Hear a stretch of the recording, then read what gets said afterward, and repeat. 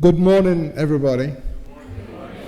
Very glad to see so many of you here this morning. We begin this morning with the formal preliminaries. Opening remarks by the current president of Brown University, President Christina Paxton. Will be followed by remarks from David Blythe from the Gilder Lehrman Center, who I say is representing the president of Yale today. I'm teasing David. And then Rex Ellis from the Smithsonian, who is representing the Smithsonian this morning. President Paxton came to Brown a few years ago and came at a moment when I think that people were beginning to ask all sorts of questions, again about universities and the role of universities. And she came here in her first year, if my memory serves me right, had to manage a protest that raised all sorts of questions. Second year, that raised all sorts of questions around issues of free speech, around questions of race, and around issues of diversity at not just Brown, but I think nationally. Since that time, I think it has almost been rolling sometimes. And President Paxton has managed that and has, I think, steered a path that is very important in trying to make us keep Brown tradition of critical inquiry going, but also giving us a certain direction as to how that criticality may be expressed in today's world. So that it is with really great pleasure that I invite her to open this morning's conference. President Paxton.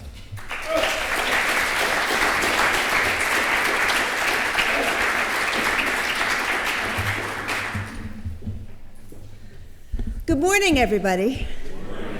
It is just such an honor and a privilege to be here to open this very important conference on slavery and global public history, new challenges. I'm very pleased that the conference actually formally opened last night with a very powerful, wonderful keynote addressed by my predecessor at Brown, Dr. Ruth Simmons, someone who did so much to address the role of this university in the global slave trade. It was, as you probably know, President Simmons who appointed a steering committee on slavery and justice to explore Brown's involvement.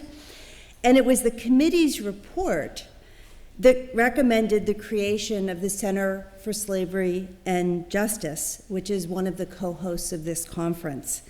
And so I really want to thank Professor Tony Bogues, who is the founding director of that center, his staff, his collaborators, not just for hosting this conference, but for the work that they and many of you in the room do each and every day on a just very important set of issues. So thank you.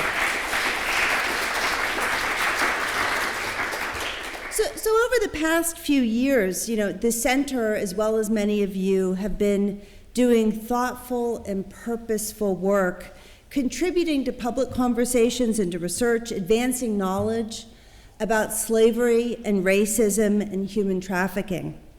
And, this is as it should be. This is what universities should be doing. As a university, it's our teaching and learning and research that expands the ways we know so that we might better understand, for example, the links between past events and present challenges.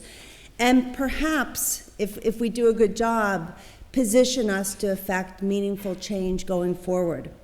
So over the next 2 days, all of you, and I look through your biographies, it's a stunning group of people who will be speaking, historians and anthropologists and museum curators and architects and writers and scholars of American studies and more. You'll bring your own unique ways of knowing, ways of thinking about these issues to bear on a very essential question, which is whether the rendered histories and narratives and remembrances of slavery can help us address and understand its consequences into the present day and hopefully into the future. And you will, of course, pose different questions, all of you, about how historical forces portend current realities, about how institutions like Brown and other institutions deal with complicated and painful histories, and about the very notion of global public history that comports with a very diverse range of lived experiences. So the reality is that while all of these different ways of knowing are vital, any one of them, any perspective, taken alone, is probably insufficient. We know more if we look at complex issues like the legacy of slavery through a set of lenses that give us multiple perspectives and ways into the problem. And we understand better when we integrate those different perspectives together. And that's exactly what a conference like this can help us do. Now, for me, and I have to confess, I'm an economist. Yeah, I am. But, you know, for me, the way of knowing, coming to know about the legacy of slavery has come from my own work on social, health, and economic disparities, structural disparities that recur generation after generation in the US and elsewhere. And I thought I might draw a little bit in my short remarks on work that I did in the aftermath of Hurricane Katrina in New Orleans that I think offers a perspective on public history and how we think about it. So recently, a columnist described slavery as America's original sin. And at the founding of the Republic, and for nearly a century afterwards, 1 out of every 7 people in America was owned by someone else. That means that today's descendants of slaves are merely 4, 5, 6, depending on how you count generations, removed from lives, grinding lives as property, labeled as property. And it means that there are only 2 generations removed from an all-out struggle for full citizenship. Now, that's a legacy of immense power, and it was on full display 11 years ago when Americans awoke to Hurricane Katrina. I imagine many of you remember that day in August, and witnessed raw and visible racial disparities. The people standing on that bridge with the water rising, that was one of them, I think. The overwhelming majority of them were of African descent. Now, many people weren't surprised at seeing that, but many Americans who were watching those images were surprised and were thinking, how could the world still be like this? It was a wake-up moment. Now, I know from my own research in the years following Katrina that the scars were indeed borne primarily by low-income families of color, many living in the lower Ninth Ward and other vulnerable areas of the city. I know that the stressors of flooding damage to homes and the deaths of friends and family members and diminished access to food and water and medical care disproportionately affected the mental health of low-income African Americans for years and years after the storm. And I know that the availability of location-specific capital, housing and help networks and employment and educational prospects, these played a significant role among low-income African American women, who were the people in the study that I did. It played a significant role in their ability to reconstruct their lives and the lives of their children in New Orleans as well as elsewhere in the country. And we all know, I think, that the government response to Katrina at all levels varied in quality and effectiveness by zip code. Now, we've done things to memorize this event in our history, our recent history, and there is, I'm going to go to that in a minute. I'm sorry, I'm getting ahead of myself. In the ensuing public memorialization of Hurricane Katrina over the last decade, the words of public figures, so this is one way to memorialize things is through words, Public figures, writers, and activists during milestone observances drew great attention to how the storm was experienced by impoverished African Americans, and more significantly, why it was experienced the way it was. So on the 10th anniversary of the disaster, a memorial observance took place in the lower Ninth Ward, which was the hardest hit part of the city, and President Obama spoke at this memorial. And I'm going to read a quote. It's a long quote, but it's a really good quote, so I have to do it justice. And this is what the president said. He said, "And we came to realize that what started out as a natural disaster became a man-made disaster, a failure of government to look out for its own citizens. And the storm laid bare a deeper tragedy that had been brewing for decades, because we came to understand that New Orleans, like so many cities and communities across the country, had for too long been plagued by structural inequalities that left too many people, especially poor people, especially people of color, without good jobs or affordable health care or decent housing. Too many kids grew up surrounded by violent crime, cycling through substandard schools where few had a shot to break out of poverty. And like a weakened body already, undernourished already, when the storm hit, there were no resources to fall back on." That's the end of the quote. So that was a verbal kind of memorialization of the hurricane.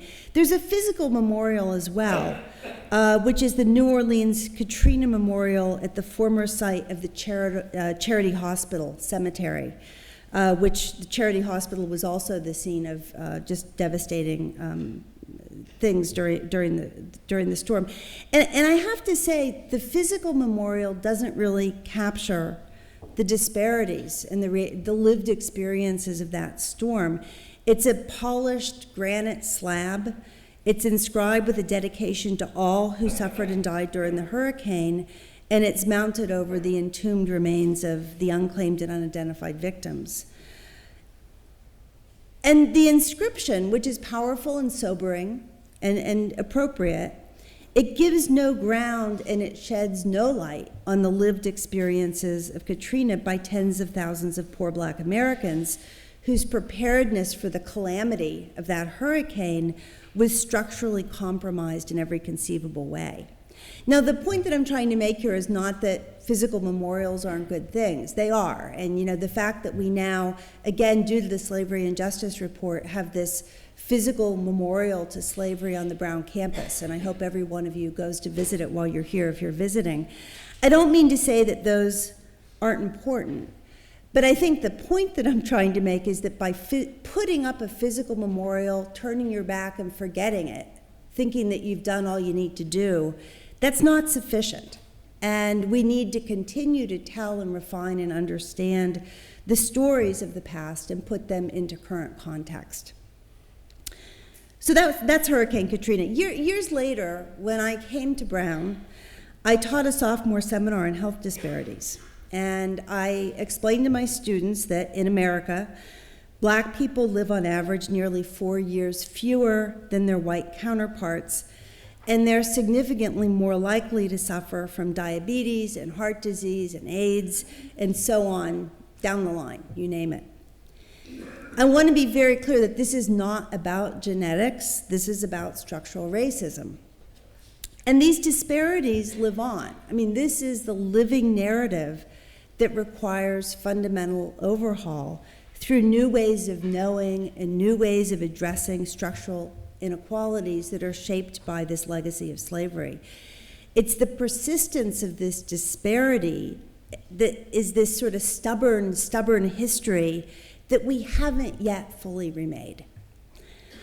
Now, during the 2016 commencement last May at Brown, we awarded an honorary degree to somebody affiliated with the Smithsonian, but in a different branch of that organization. And this was to Kevin Gover, who is the director of the Smithsonian Museum of the American Indian. And he delivered this really memorable baccalaureate address, speaking eloquently of how every generation of Americans revisits their origin stories, their history stories, and they, in the process of doing that, they remake history. He referenced a song he learned as a Native American boy, not realizing kind of what he was learning about how Columbus, quote, sailed the ocean blue to find this land for me and you. I mean, many of you probably remember learning that song too. And it wasn't until he got older that his parents explained to him that Columbus was a slaver and a killer. And so now many people, including Brown University, we celebrate Indigenous Peoples Day instead of Columbus Day. Kevin Gover's message to Brown's class of 2016 applies to all of us who, through our scholarship, through our ideas, through our research, the work of a university, as we heard about yesterday, seek to shape the public memory. And he said this, I thought this line was great. He said to the class, "You're going to make history, but what you may not have thought about is how you're going to remake history. And by that, I mean you and your contemporaries will literally decide what our history is. You will decide what we will remember from our past and what we will regret and perhaps forget." And you can be sure that, in the context of his talk, he didn't think that forgetting was a very good option. So just to close, even as the public discourse on the meaning of slavery and its abolition deepens, here at this conference, across the United States and universities around the world, these real-time disparities persist. They're part of a legacy of slavery that can't simply be memorialized. And they remind us of the work ahead that all of us have to undertake. So as President Obama remarked in the lower Ninth Ward 2 years ago, quote, "As hard as rebuilding levees is, as hard as rebuilding housing is, real change, lasting change, structural change, that's even harder. And it takes courage to experiment with new ideas and change the old ways of doing things."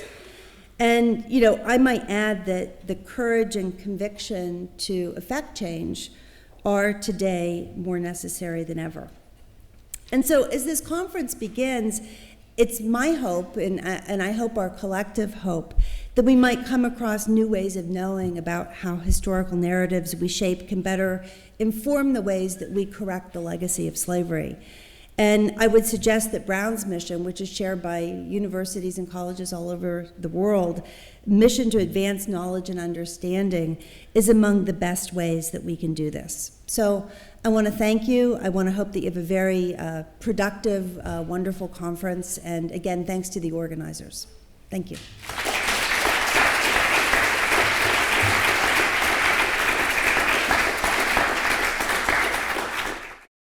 Good morning, everyone. Thank you, President Paxson. Thank you, President Simmons. Stubborn histories indeed. I like that phrase. And President Simmons, I so appreciated your talk last night for a host of reasons, but one of the things that stuck in my brain was the line about how leadership has to have clarity of aims. That's a simple idea, but God, is that true? Clarity of aims. And when you have an aim, stay with it. Tony thanked a lot of people last night, and I'm going to thank a couple as well. We want to get this first session on, though, so I'll be very brief. I'm not here to represent the president of Yale. That's a joke. But I will say that at 10 a.m. this morning, in 35 minutes, President Salovey at Yale is announcing, this may seem not important, but it is at Yale, the renaming report. We've had a controversy over John C. Calhoun College, in case you didn't notice. And I was on this committee all fall. We met for hours and hours and days to produce principles for renaming. Buildings, sites, and of course, everything's named for somebody at universities and at most institutions. Calhoun is a problem. Calhoun will be changed, I think. That's what the report is recommending, but it's to be announced at 10 a.m. I don't know if they're going to announce the new name, but they're going to announce that they accept our report. So anyway, I was given 3 pages of talking points for the press after this thing comes out, but I'm going to ignore everything and sit right here in the conference. So I don't want to talk to anybody about it if I can help it. At any rate, the Gilder Lehrman Center at Yale, which some of you know, has for 18 years, exists to study this problem of slavery, its abolition, and its legacies across all borders and all time. We do many, many things, as does the center here. Fellowships, conferences, book prizes, and so forth. But one of our proudest things now is a Summer Institute in Public History. Next year will be the 5th. Richard Rabinowitz, who's here, who's on one of the panels, directs it. We bring in museum directors like Christy Coleman, curators like Faith Ruffins, all sorts of people come. And it is designed for actual practitioners of public history, people at historic sites, curators, small, large institutions, etc. And the Smithsonian, through all these years, the Smithsonian Museum of African American History has been our co-sponsor on that. And we're now up to nearly 100 alumni of that institute every summer. I just want to thank my staff who have worked. We've had so many conference calls, as Tony knows and Shauna knows, to prepare this conference. In fact, we've never created a conference this elaborate, except for the other one we did with Brown, which was, as Jim Campbell reminded me this morning, probably 10 years ago, because it was right when the report that was being written. And we did it at Yale. That's partly why we're here this time, because we owed you one. And that conference, as some of you may remember, was all about the subject of retrospective justice, repair. We compared all kinds of reparations regimes of different kinds all over the world. It was inchoate, it was complex, but it was amazing. And I thank Jim Campbell again, my old friend, for helping us organize that one.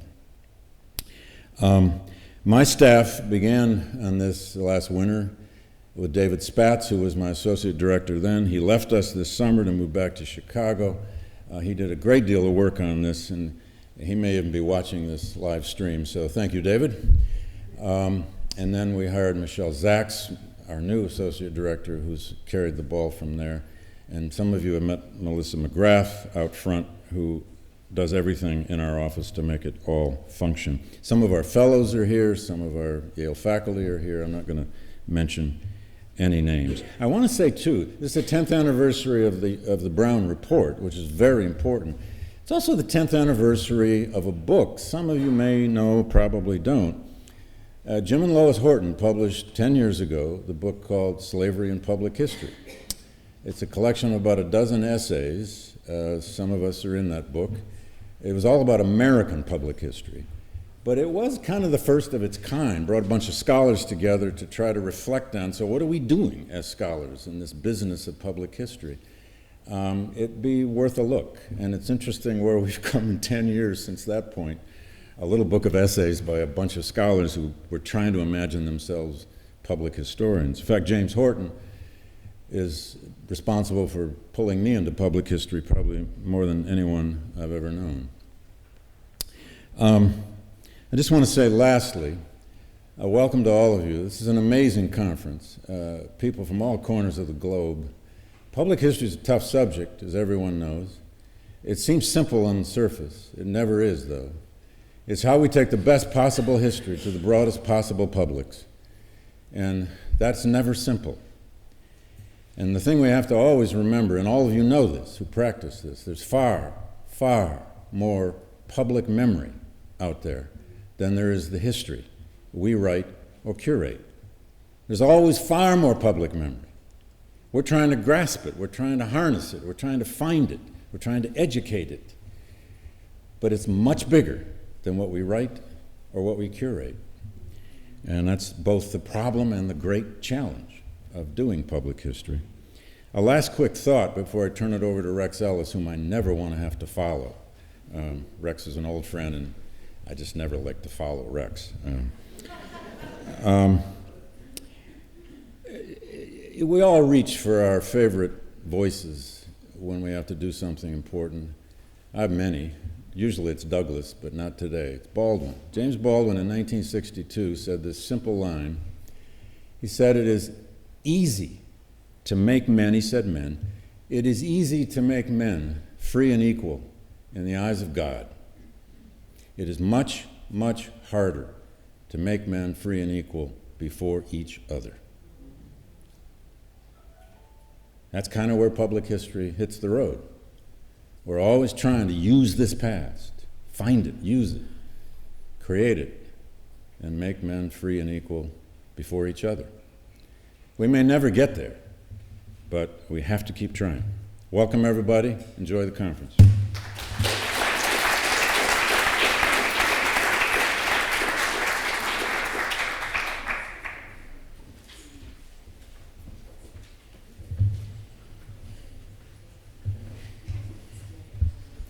Amazing grace, how sweet the sound that saved a wretch like me. I once was lost, but now I'm found. Was blind, but now I see. I have the honor of being the downfield blocker for Lonnie Bunch.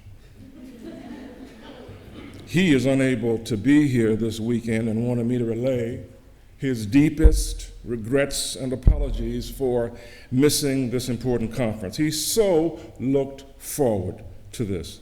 But these days, as with many of us at the National Museum of African American History and Culture, our time is not our own.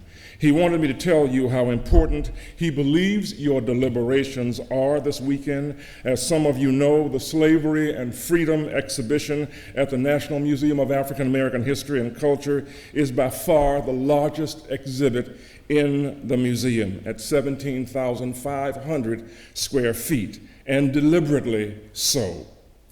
Lonnie is fond of saying, without a comprehensive understanding of slavery in its global context, America will never be able to grapple with its tortured racial past, or, I might add, its chaotic present. Slavery is a common denominator that is foundational to any discussion about race and its continuing legacy in America, as well as around the globe. Discussions like those that we will engage in these next few days will be crucial to our continuing struggle to put slavery in its rightful place if we are to survive and to thrive as a global community. Sarah Douglas is a former slave in Arkansas. She said, "The last whipping old master gave me, old miss gave me, she tied me to a tree, and oh my Lord, old miss whipped me that day." That was the worst whipping I ever got in my life. I cried and I bucked and I hollered until I couldn't. I'd give up for dead, and she wouldn't stop. I stopped crying, and I said to her, "Oh, miss, if I were you and you were me, I wouldn't beat you this way." That struck old Miss's heart, and she let me go, and she did not have the heart to beat me anymore. Here's hoping we find some heart this weekend that inspires us to find a way to heal the traumas of the past so we don't have the heart to harm each other anymore.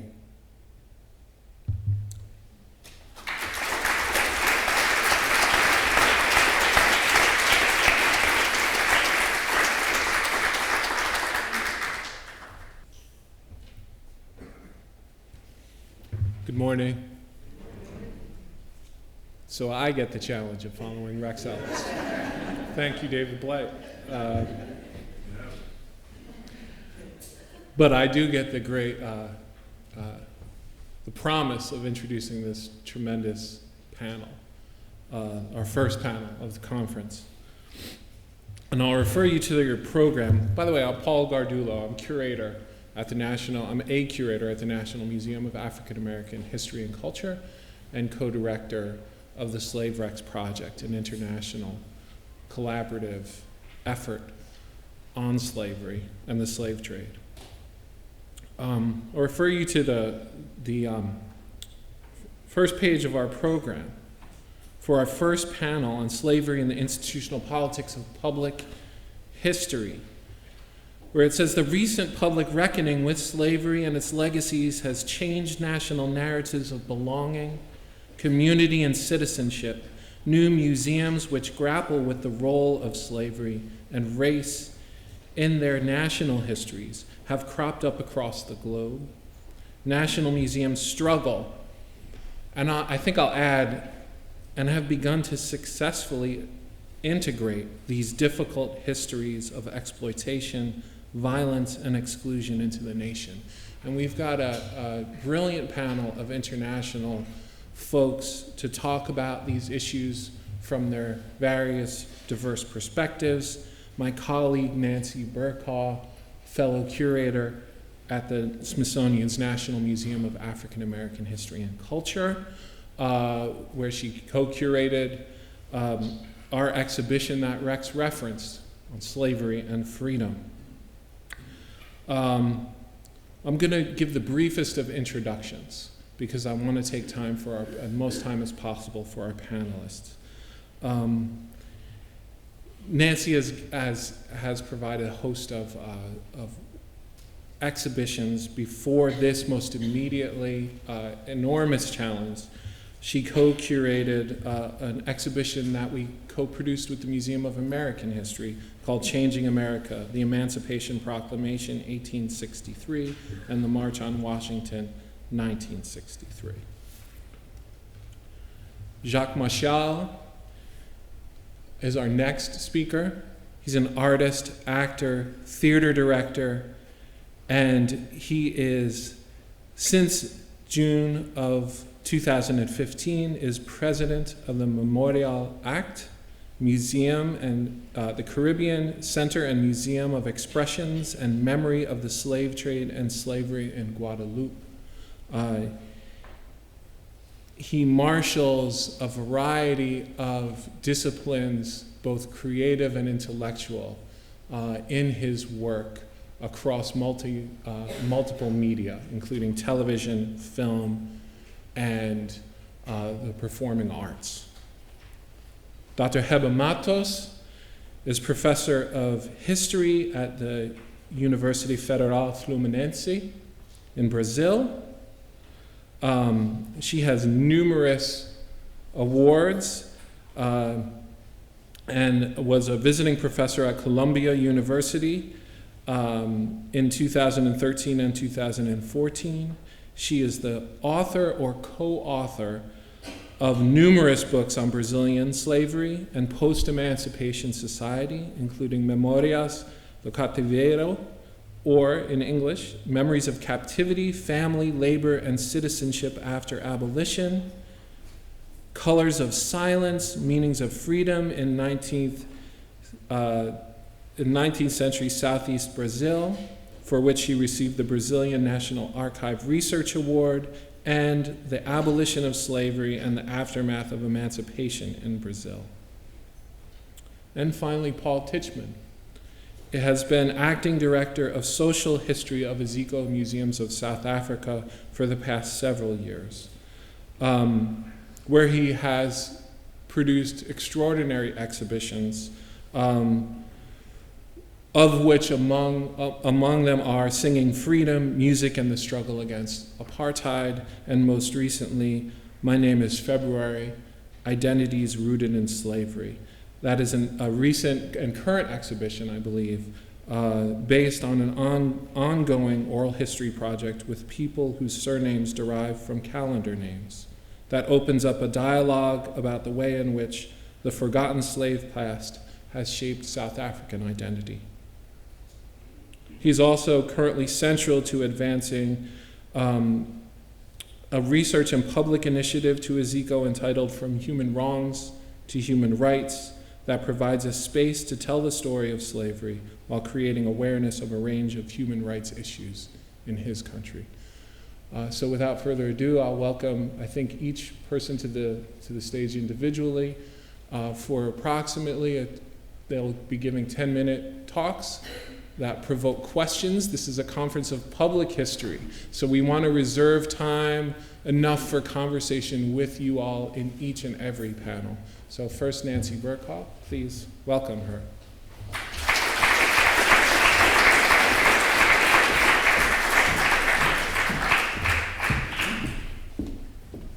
Good morning. I'm really delighted to be here, and I am going to be mindful of the time because we do want to have open public discussion. I have a lot of issues I want to throw on the table, and so that's really how I'm going to direct this talk. So, as Paul said, I am one of the co-curators of the Slavery and Freedom exhibition, and I know that there's probably a lot of interest in that exhibition and in our museum, but I'm going to keep my focus on the topic that was thrown me today, and that is slavery and the institutional politics of public history. So I'm going to try to focus on that while giving you a taste of what we did and how we created it, all within 10 minutes. So the Slavery and Freedom exhibition, as Rex said, is 17,500 square feet. That's as large as most museums. It rests at the physical heart of the museum. It's on the first floor at the very foundation of the building, and it supports all the other exhibitions above it. And by resting at the foundation of the museum, that was done very, very purposefully, because not only is it the foundation of the museum, but it's the foundation of the American experience, and it's the foundation of the world that we live in today. And here I want to introduce well, first of all, there's Mary Elliott up on top, who is my co-curator. Mary's flight has been delayed, but she will be speaking later at the conference. But it's very unusual, actually, for me to be up on stage by myself. I feel like I need Mary here by my side. We were also very bolstered by the expertise and the wisdom and the experience of Lonnie Bunch and Rex Ellis. Our partner in crime was Sion Wold-Michael, and she really was with us every single step of the way. And then this is just a taste of some of the many, many people who helped us on this exhibit, including a Brown student, Annie Pulagua. Annie, are you here? She's studying for her comps. Okay, so this exhibit is the first exhibit dedicated to the history of slavery and freedom on the National Mall. And it really ends centuries of silence by recognizing that slavery is the bedrock of our shared past, and as important, it is the bedrock of our present moment, and God help us if it's the bedrock of our future. In this exhibition, Mary and I emphasize, first, the brutal fact that our shared American history is built upon slavery that legitimated the accumulation of profit and power at the expense of human life, more specifically, what became racialized as Black lives. Second, that the violence of slavery is embedded into our structural inequalities. It's embedded into our political institutions, our financial systems, our legal structures, and really embedded into our daily lives.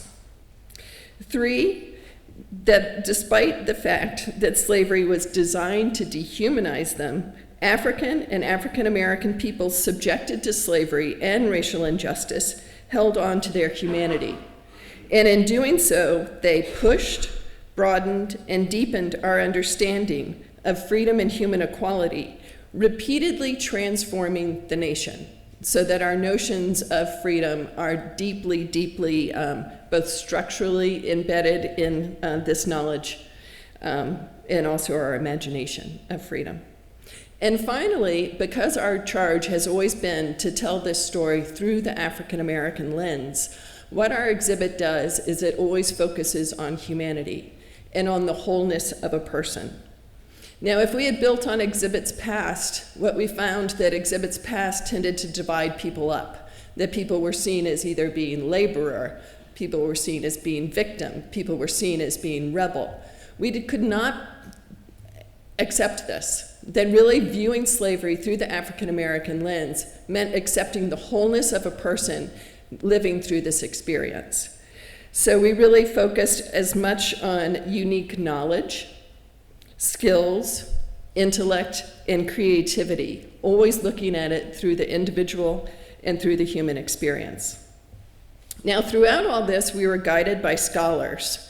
But as importantly, and equally importantly, we were guided by families, churches, communities who stepped forward to share their memories, their perspectives, and their objects with us. And we were changed with every meeting. So, as you can see, we were entering into uncharted territory. And this gets to the heart of what we were asked to talk about today. What we found throughout is that somehow we were protected. We actually were able to create this counter-narrative on the National Mall with relative degree of liberty. And so what I want to explore is how on earth that could possibly come to pass. Because this is a unique experience. As a curator, I have never actually not experienced self-censorship. And this is an experience where I was constantly waiting for that other ball to drop. But it didn't happen, and it didn't happen based on three things that I want to emphasize. First of all, our director. Second, the Smithsonian. And then third, really the process of collecting. We were in a museum, the only Smithsonian museum that began with absolutely no collections. And this was of dramatic importance to how we were able to build this exhibition. So to begin with our director. One thing that was very important and guided us throughout is that Lonnie had a very, very clear mission statement. And that is that, I'm sure you all are familiar with this, that we were telling the American story through the lens of the African American experience. And this really also gets back to what President Simmons was mentioning last night, that one thing that really grounded us throughout was not only this, but the fact that, in the words of John Hope Franklin, we were charged with telling the unvarnished truth. That truth was what guided us throughout. And I can't tell you how important it is for these words to be spoken publicly, for a mission statement to be put on a web page so that you know that exactly where you are, and also the fact that this is a very public, open expression. So to tell American history through the lens of the African American experience, I just had to throw this slide up because I think it's so beautiful. This is our museum with the Washington Monument being reflected within it, a different lens on our past. But the Smithsonian one other point about our director. One thing that was very important, and one way that we were free to speak and act, is that we didn't have to do any fundraising for the exhibition ourselves. Lonnie folded in all of the funding for the exhibitions in the capital campaign.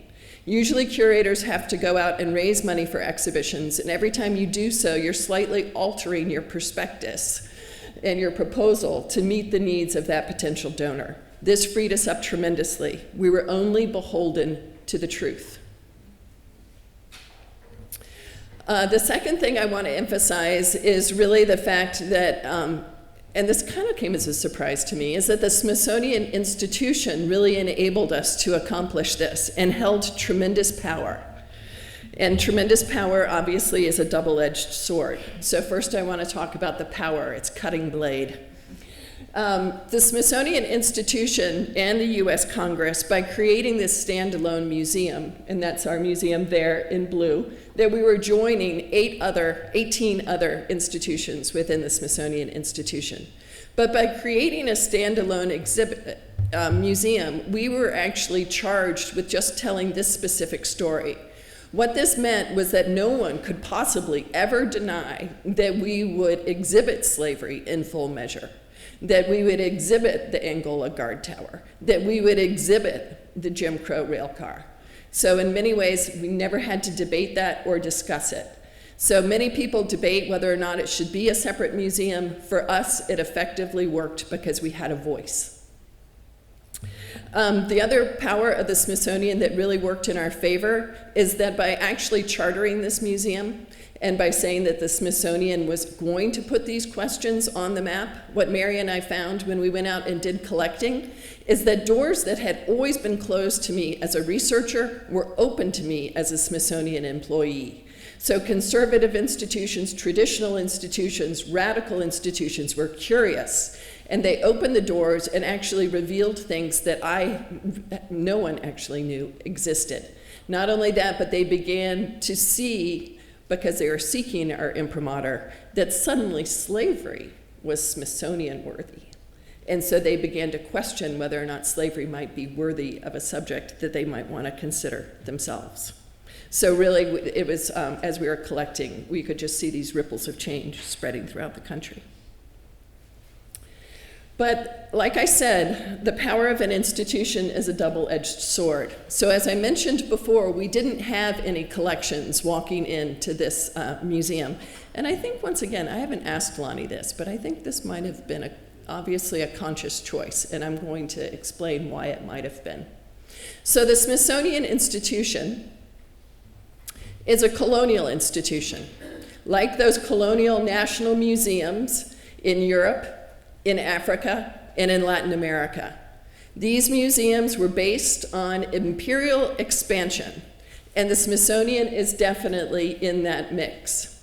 So our earliest collections came from the spread of the nation from sea to shining sea by actually conquering territories, peoples, flora, fauna, and much of it all to expand slavery and the growth of cotton. So what this means is that the 19th century Smithsonian collections reflect this notion of empire. They were collected in order by this classificatory scheme to actually rank flora, fauna, and human beings on a strict hierarchy of those who are deserving and those who are not deserving, including the use of human remains in order to display in proper order the human skull and really where people stood in this hierarchy. This has resulted in vast collections. On the far left, we have some of just the bird collection. On the far right, we have Native American objects that were collected in great numbers and put in the Museum of Natural History. So this was the first wave of collecting in the 19th century. The second building campaign and the second wave of collecting occurred during the Cold War. And because of this Cold War ideology, those collections focused on science, technology, and American exceptionalism. Now, the results of these two things, of this imperial expansion, first across the nation, then across the globe, and into space, meant that certain things were valued and certain things were not. The thing that was most definitely not valued was anything that had to do with Black life or Black bodies. So during that time period, when they're collecting races and typifying them, African Americans were seen as being an impure race and therefore not worthy of collecting because they were seen as being Creole and hybridized. So at the very beginning, there's absolutely no attention paid. But then when we move to the Cold War ideology, what we also find is that there's no attention paid, because that's not America's definition of itself, and you're certainly not going to export yourself and your values overseas if it's embedded in these legacies of injustice and racial oppression.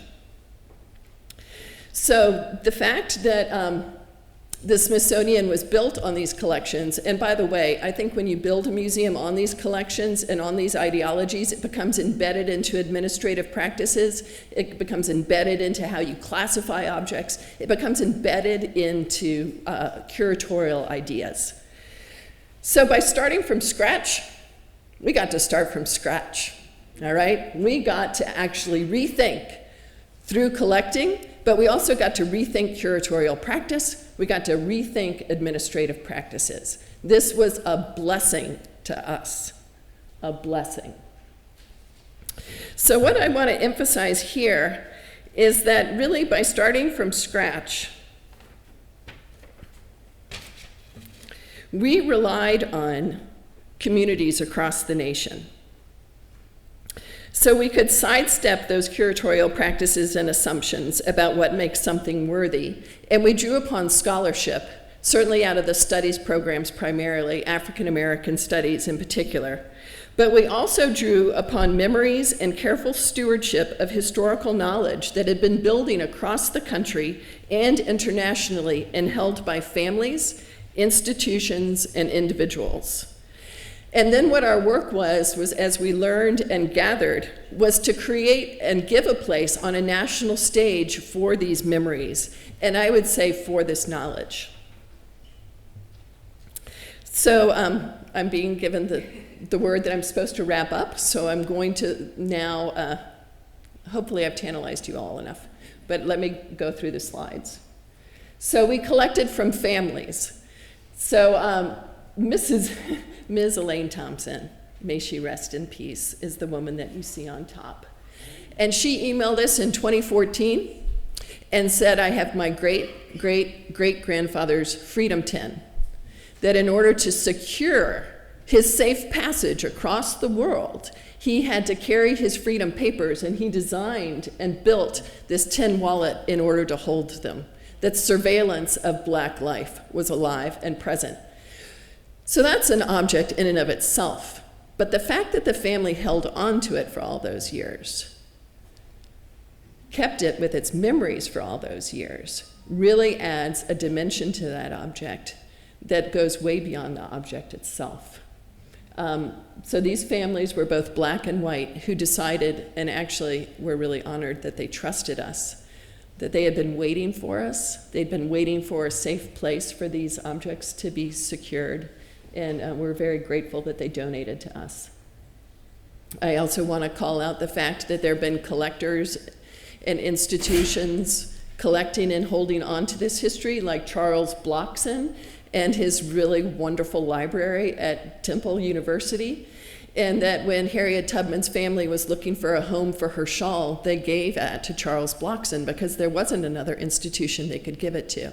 And he very kindly donated it to us. And finally, we're building not only on the Black museum tradition, but also we went beyond that to look at and really learn from cultural and arts institutions, including the Guardians of the Flame Museum, which is in the lower 9th Ward, and was created by Cherise Harrison Nelson and her mother, Hariste Harrison, an absolutely amazing center that reframes our knowledge of the past. And also social justice initiatives like the Equal Justice Initiative. So really what Mary and I did was we poured in descendant knowledge into this exhibition. We didn't collect objects without ever reaching out, digging, and having an ongoing living project of exploring these objects through the lens of those who experienced them and whose ancestors engaged with them. So that's what we poured into the Slavery and Freedom exhibition, and I know people are getting impatient with me now, but let me just give you a sense. If you build it, they will come. This blows apart all notions of museum practice. Our crowds have been so vast that we are actually the most visited museum, not in Washington, D.C., not in the United States, but in the world.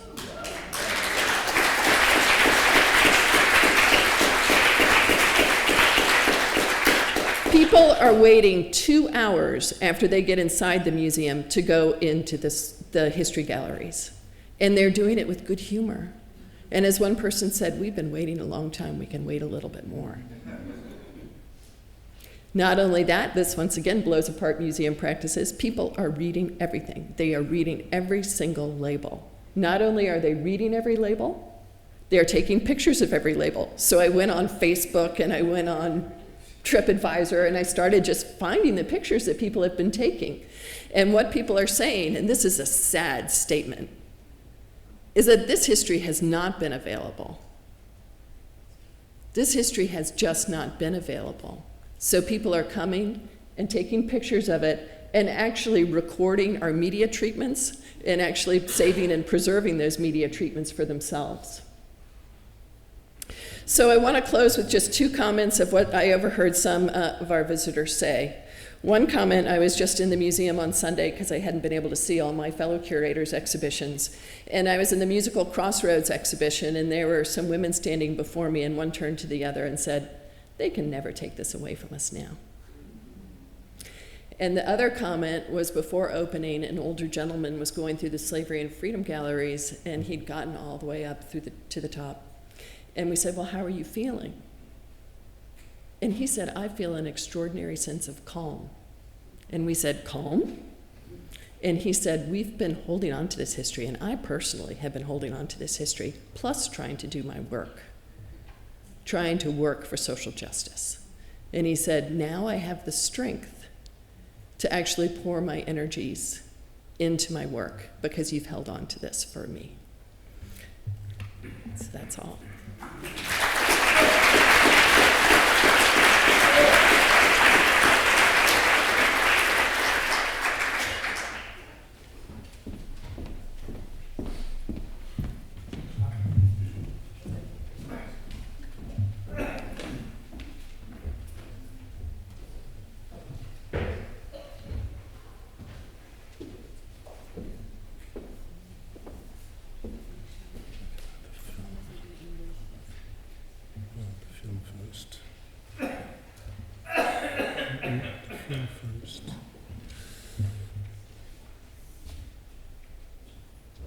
Okay. Good morning, everybody. Thank you for the Brown University and all the organizers for inviting me. I am Jacques Martial, chairman of the Memorial Act. As was said, no, I'm going to do this first. Yeah. The Memorial Act was opened a year ago, in July 2015. I'm going to show you a brief 3-minute film about the Memorial Act for you to have an idea of what we did, and then I will tell you about more the process that leads us and made us build this Center of Interpretation, and less about what is inside. You will have an idea on this film.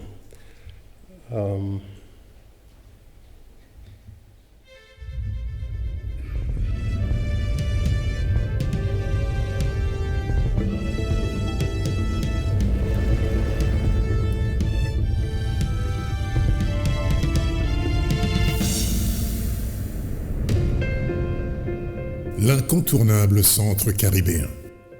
Porté par la collectivité régionale, le Memorial Act est le fruit d'une ambition guadeloupéenne à l'échelle internationale. Chef-d'œuvre muséographique et architectural, le Centre caribéen d'expression et de mémoire de la traite et de l'esclavage est un passage obligé pour la découverte historique et culturelle de la Guadeloupe et de la Caraïbe.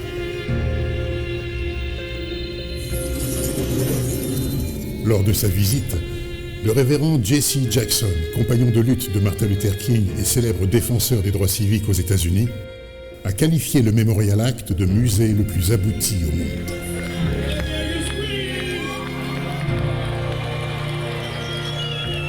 Pédagogique, accessible et propice au recueillement, le Memorial Act offre plusieurs espaces de découverte. Un espace d'exposition permanente de 1700 mètres carrés décrit l'histoire de l'esclavage, de l'Antiquité à nos jours, à travers 37 îles regroupées en 6 archipels. Équipé d'un audioguide multilingue, en totale autonomie, vous connaîtrez une vibrante expérience temporelle et sensorielle. Un espace d'exposition temporaire de 700 mètres carrés dédié à la création artistique contemporaine. Des ateliers éducatifs, des animations et des événements artistiques culturels de qualité. Un espace de recherche généalogique pour mieux connaître l'origine et l'histoire des familles. Lieu de vie, de culture, d'éducation et de découverte, vous trouverez aussi au Memorial Act une médiathèque et un centre de ressources documentaires constitué d'ouvrages et de documents sur la traite, l'esclavage et l'art contemporain. Des espaces locatifs, une salle des congrès et des arts vivants pour les événements culturels, artistiques ou professionnels. Une terrasse événementielle à ciel ouvert pour vos manifestations festives. 2 restaurants, dont un gastronomique, vous accueilleront le midi et le soir autour d'une cuisine de qualité. Enfin, Une promenade sur le front de mer vous invite à la détente jusqu'au Morne Mémoire, en passant par la passerelle monumentale de 275 mètres de long, qui s'élève à 12 mètres de hauteur. Construit sur le site de l'ancienne usine sucrière de Darboussier, le Memorial Act offre une vue spectaculaire sur la baie de Pointe-à-Pitre. La boîte noire qui abrite l'exposition permanente contient la richesse du passé. Ces éclats de quartz sont un hommage aux millions de victimes de la traite et de l'esclavage. La résille argentée, quant à elle, symbolise les racines évoquant une quête des origines, mais aussi un élan vers le futur. Bien qu'ancré sur la mémoire de la traite et de l'esclavage, le Memorial Act est avant tout un lieu de promotion d'un nouvel humanisme et d'entente entre les cultures, les peuples et les nations. Le Memorial Act, une expérience bouleversante, enthousiasmante, enrichissante.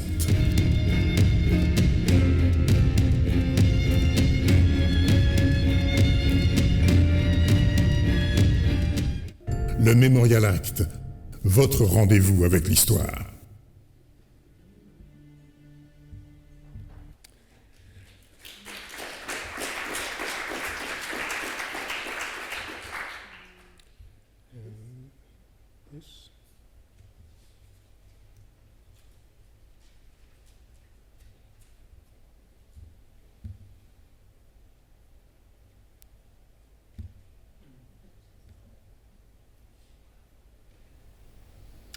Okay,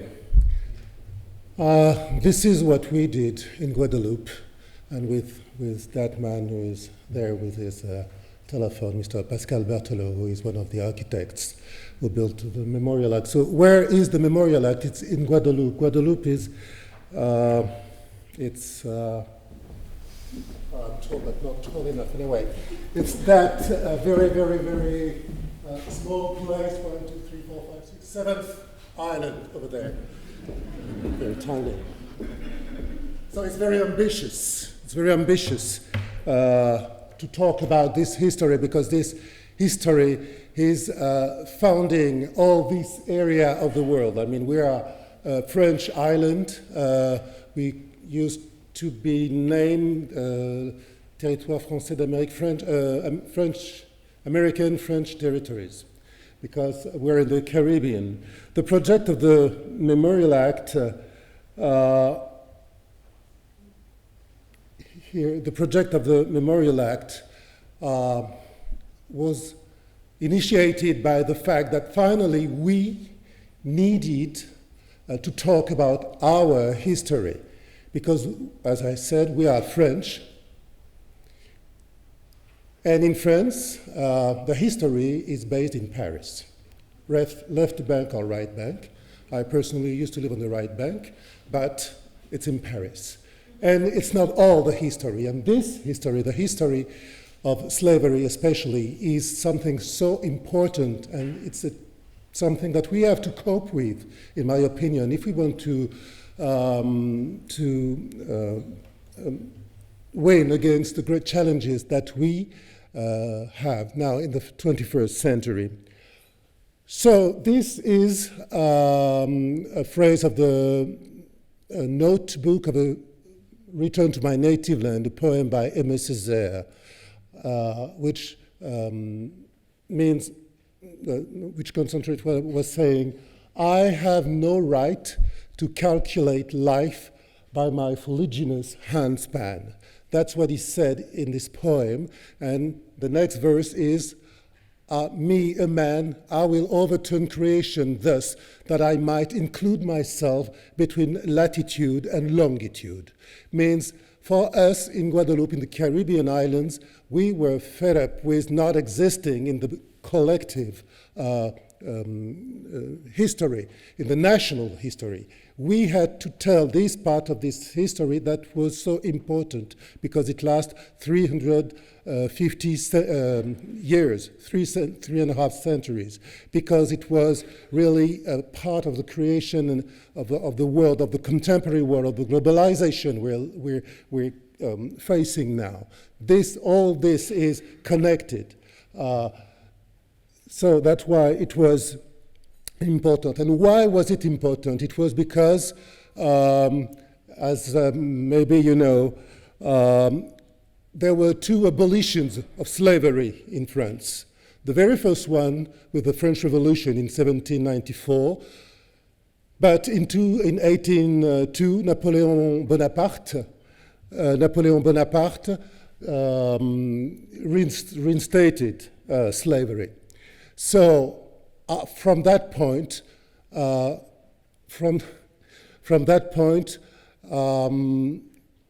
and after the second, sorry, I saw that I only had 2 minutes speech. It's a little bit difficult, sorry. It won't be 2 minutes. I had 3 minutes film and this 10 minutes, if you allowed me, this 10 minutes speech. Otherwise, I can say thank you.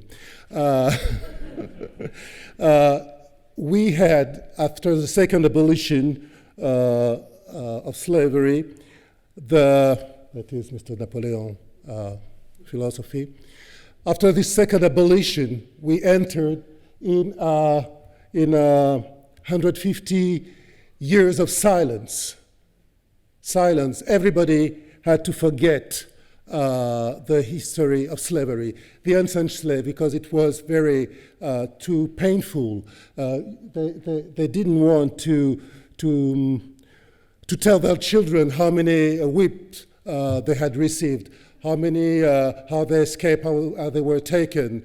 This is not what they wanted to give their children. They wanted to give them future. The politician, the Guadeloupean black politician said, forget the past, just look toward the future. The white colonialists and the French didn't want to remember about slavery because they were not proud of it. And also at that time started the colonialism of Africa, 1885, started the Berlin Conference. So Europe split Africa between different countries. Nobody really needed to tell about the pride of the humanity of what they used to call for years furniture. I'm talking about us, my ancestors. So everybody really tried hard to forget this history. For 150 years, we tried hard to believe that we were equal to our nos concitoyens, I say in French, but it didn't work. And finally, in 1998, 23rd of May, we organized in Paris a great silent march against that silence. It was organized in Paris. 45,000 people from Caribbean islands marched in Paris, claiming, stop with the silence, let's talk about this history. It's important that we share, all of us, this history, that we learn it, that it is part of the national history. So let's talk about it. In Guadeloupe, this International Committee for Black Communities also were claiming for a mausoleum to allow people for the respect for our ancestors, respect for people of African descent. They call for black communities to work together, to come together, to join together, to build a new future, taking in charge that history that was silent. And they call also for reparation. Mrs. Christiane Taubira was a Minister of Justice in France, fought for a law. And the 10th of May 2001, we had the French National Parliament voted in favor of the first law recognizing slavery as a crime against humanity. In 2004, Victor Allurel was elected, and he said, I am going to build this mausoleum you claim for, but it will be more than a mausoleum. He chose the site of the ancient Darboussier factory, which was a sugarcane factory at the entrance of the city of Pointe-à-Pitre, which was the biggest sugarcane factory of the Lesser Antilles until it closed in 1981.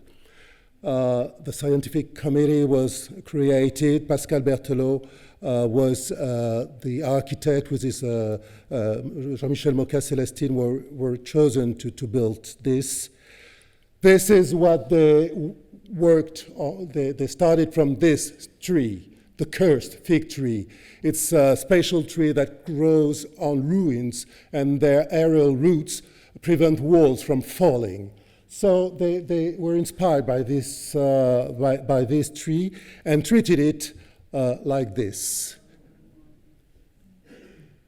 They invented this system, and of course their project sealed the roots on a black box, the black box representing us people, the enslaved people, and the millions of quartz ships representing the souls of all the slaves who lived and died through this history. This building now is beginning, for a year, it opened a year ago, is beginning to create a people. Nobody wanted it before. People were scared to death. What the hell are we going to show? We don't want to see this. It's too painful. And it was very necessary. I think it's necessary for us to face our history, to learn it together, to share it. And this is the project of the Memorial Act, building a collective shared memory. So it's not a museum. It is, it's not a museum. It is a way of understanding our world, and our world is in the world.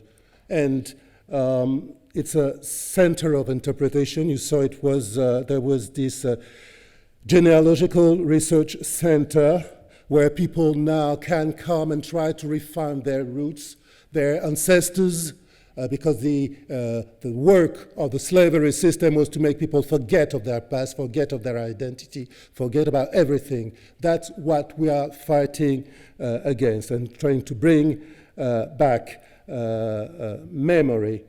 It is to allow sons and daughters of slavery to honor the memory of their ancestors, to remember their fights and their success and the culture they made. We had this 1,700 mètres carrés, 17,000 meters square exhibition, permanent exhibition,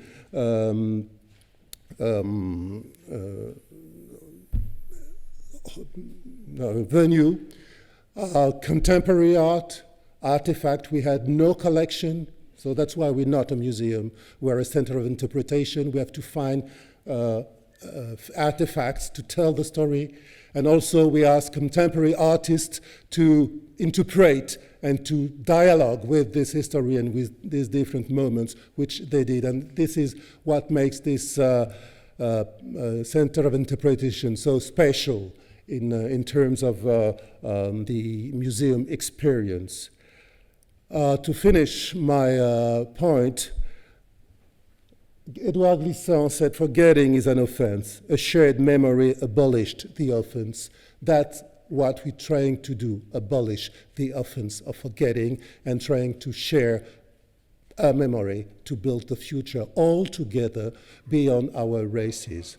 As Aimé Césaire would say, do not make of me that man of hatred for whom I have only hatred, for though I confine myself to this unique race, you know how my life is tyrannical. You know that it is not through hatred of other races that I would have myself the gardener of this unique race, that what I want is for universal hunger, for universal thirst, to summon the race free at last to produce from its hidden intimacies the succulence of fruit. Thank you.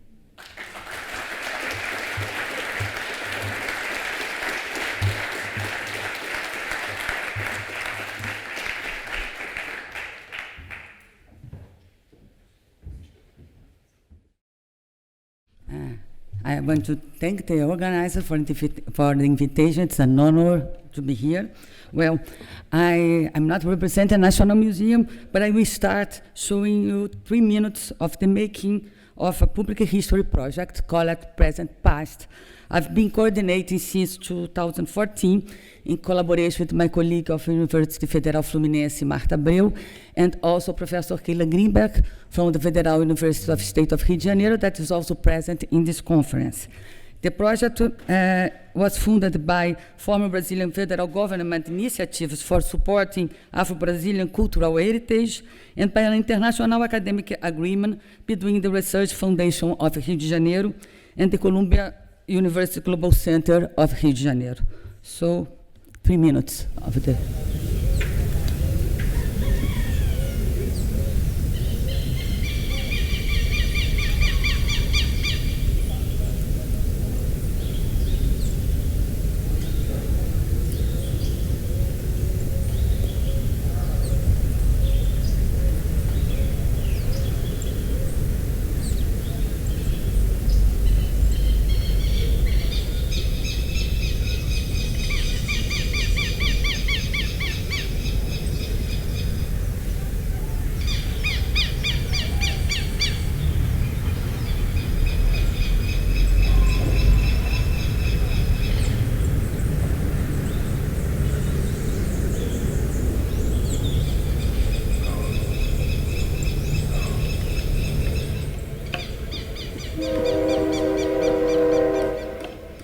O tráfico atlântico de africanos escravizados para as Américas é considerado pela ONU como um crime contra a humanidade.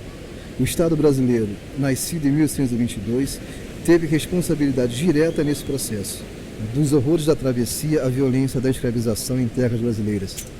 Apesar disso, a presença africana no Brasil deixou um legado cultural inestimável, hoje oficialmente reconhecido em diversos patrimônios do país, entre os quais o jongo do Sudeste.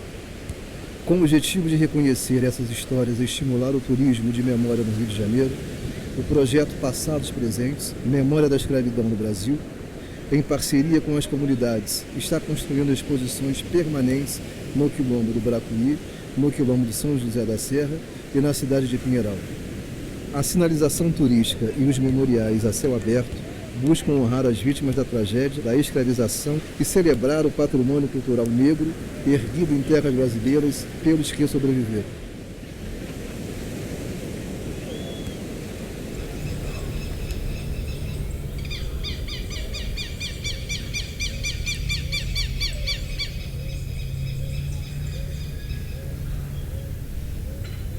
Essas são as ruínas da fazenda São José do Pinheiro.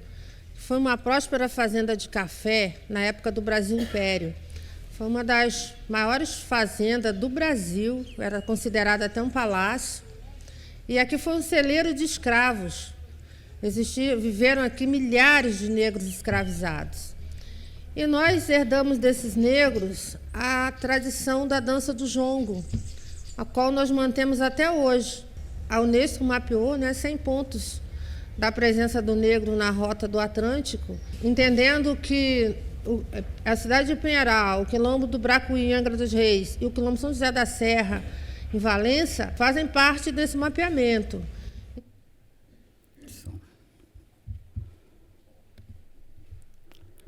One minute.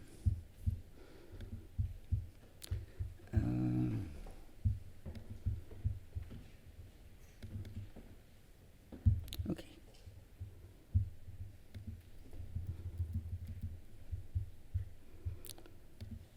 Well, okay. First of all, this project put together history and memory, professional historians, and local holders of jongo, an intangible Afro-Brazilian heritage made of dance, verse, and drumming.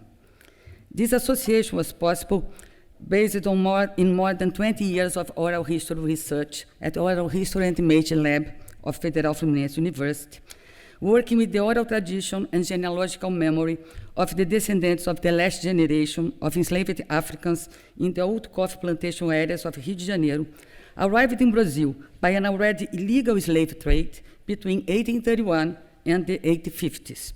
This research resulted in an audiovisual archive with more than 300 hours of data and in a set of 4 documentary movies available online called Present Past.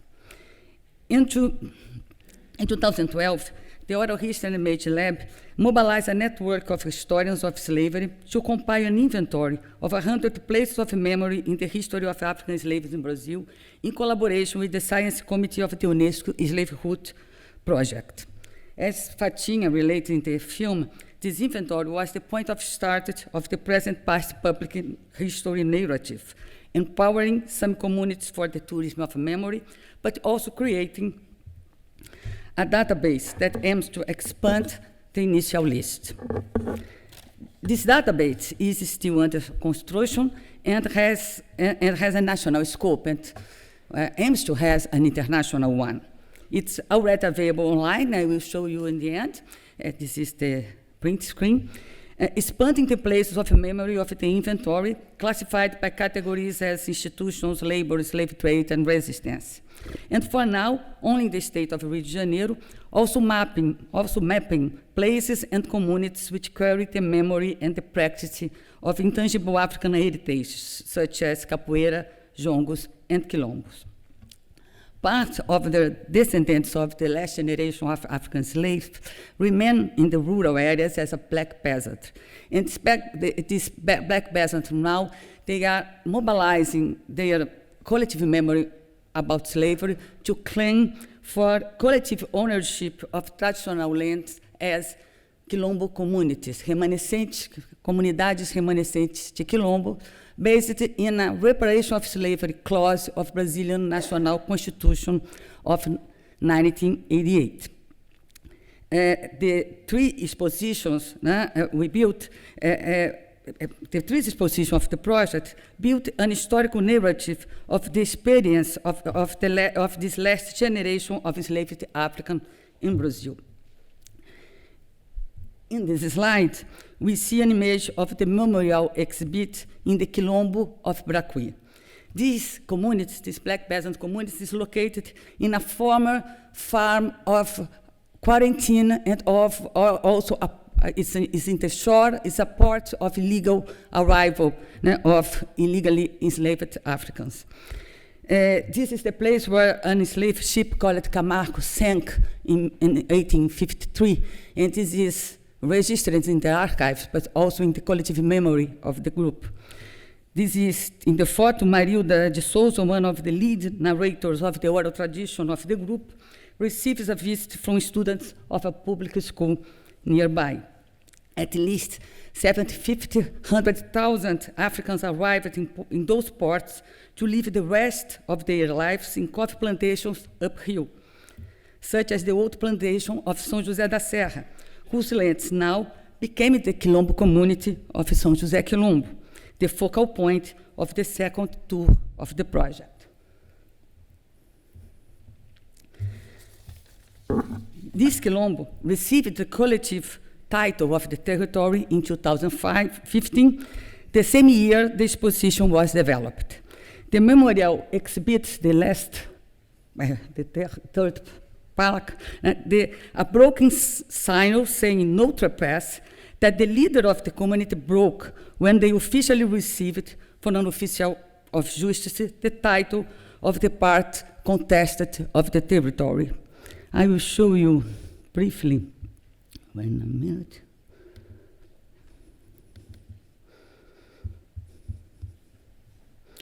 Oh no, sorry.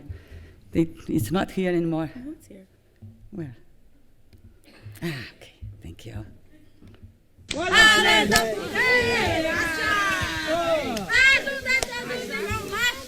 A partir de agora, essa placa aqui não existe mais.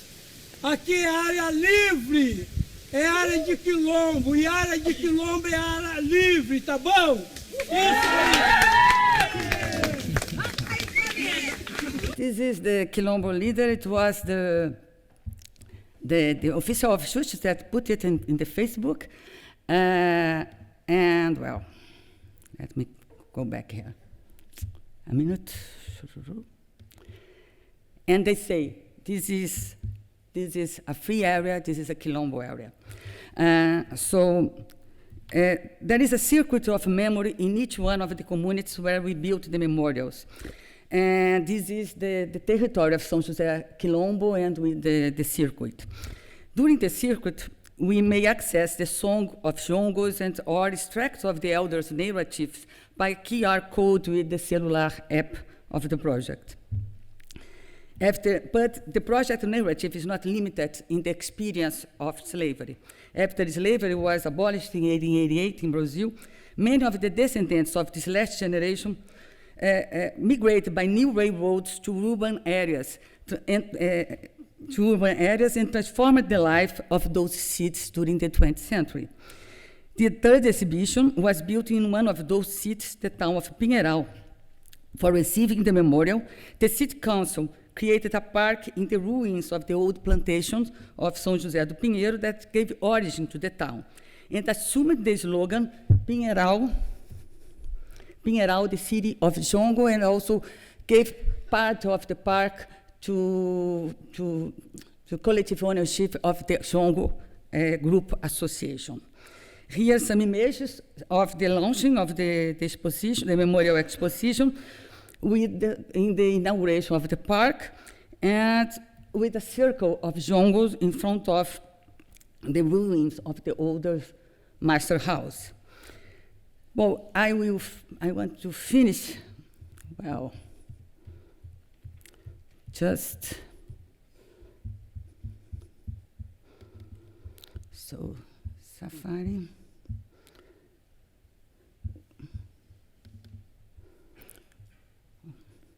Oh, no, sorry. I have to go out of here. And so go to safari, I believe, yes. Across the railroad tracks, the descendants of the last African also returned to the port area of the country's former capital, the city of Rio de Janeiro. This is the website of the project. Now we have here the English version. We can go to the search tools with the categories, the states, but what I really want to show you now is the fourth circuit of the exhibition called Little Africa. And I will conclude in 30 seconds, okay? Until the first Brazilian law of prohibition of the slave trade in 1831, the majority of African enslaved arrived in the city of Rio de Janeiro, the major slave trade port in the Americas, around the Valongo Wharf, a place now candidate to become World Heritage Site by UNESCO. Because of the black migration, the same area were known in the beginning of the 20th century as Little Africa, and is the place of the fourth circuit. And also, here we have the circuit of African heritage officially recognized by the city council and some other place, but also you have a full map with more than 6 points just in the city of Rio de Janeiro. Well, it will be a pleasure to talk more about the relationship about this effort, institutional efforts to build this project, but also the relationship of this initiative with the agency and protagonism of the communities that now are carrying on with it. Thank you very much.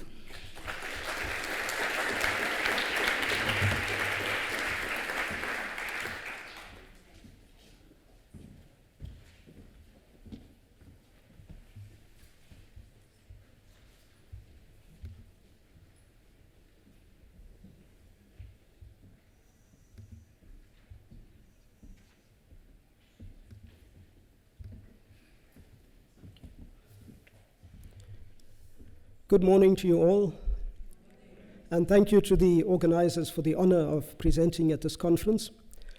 I'm sorry I don't have any slides, so you'll have to look at my face instead.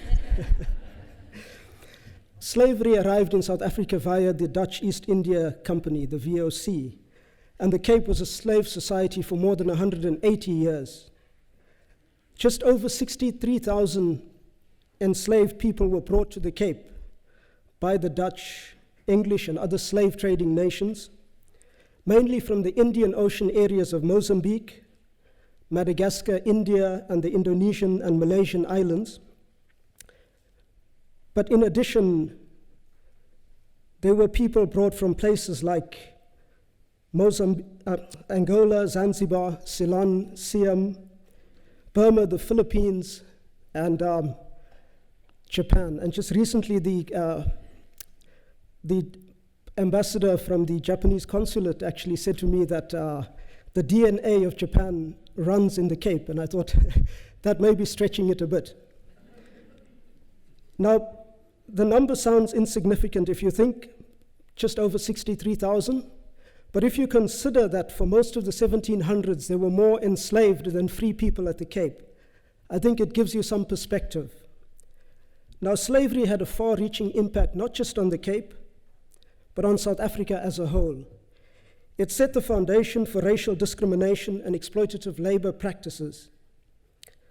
Slaves at the Cape were the first to carry passes, and we all know that under the apartheid system, the pass laws were developed into an elaborate mechanism for controlling the movement of black people.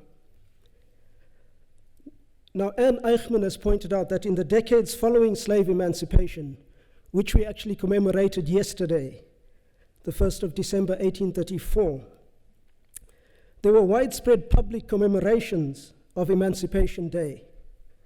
However, with the rise of segregationist politics in the early 20th century, and which led to more distinct racial identities, these public events dissipated, ushering in an era of amnesia.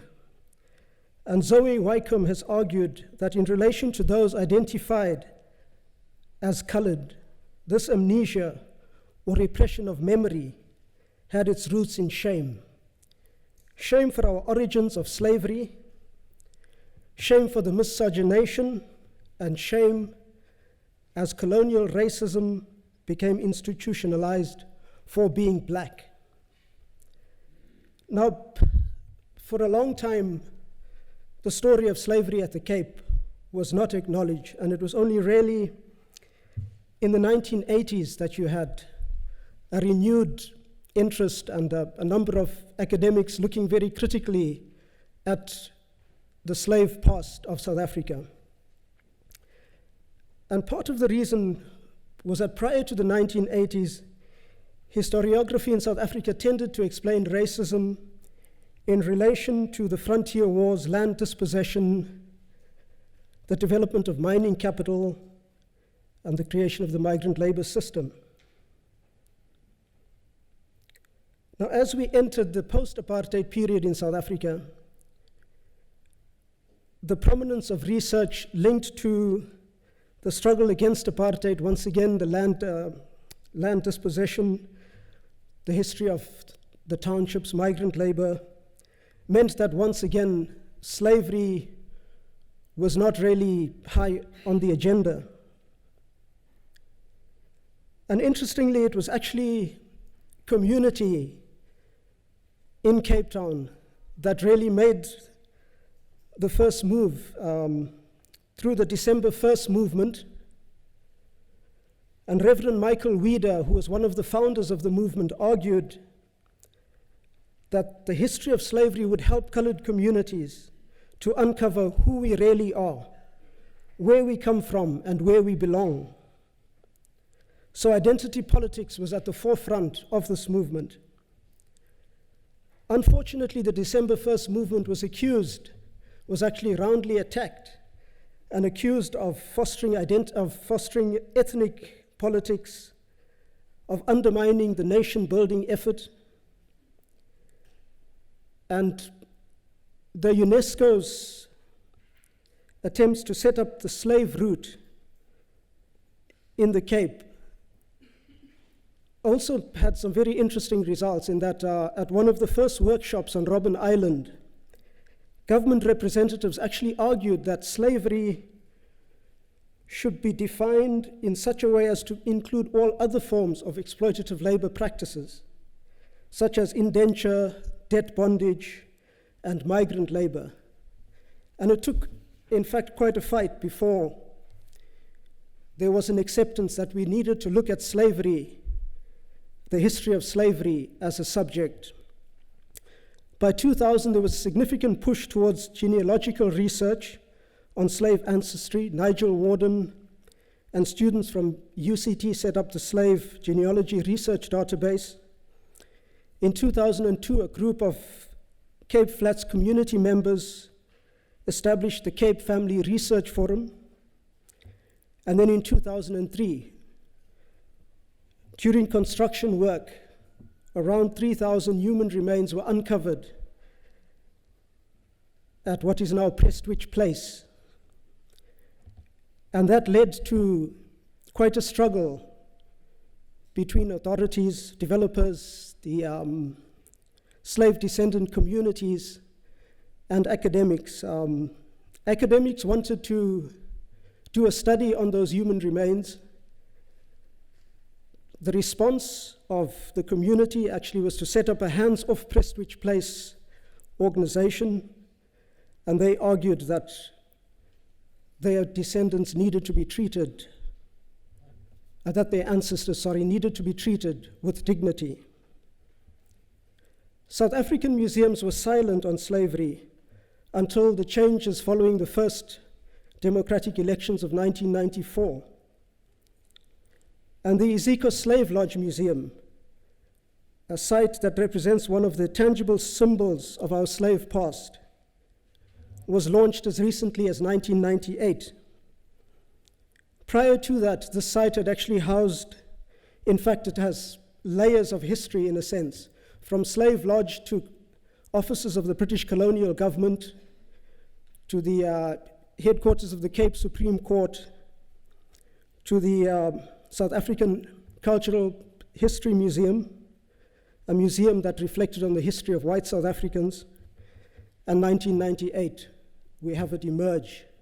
And in fact, one of the things that the representatives, the leaders of the December 1st movement said was that we want that site to be transformed from a site of pain and oppression to a site of liberty. In the words of Rob Shell, the lodge containing both slaves and lunatics was a colony's central symbol and repository of the socially dead.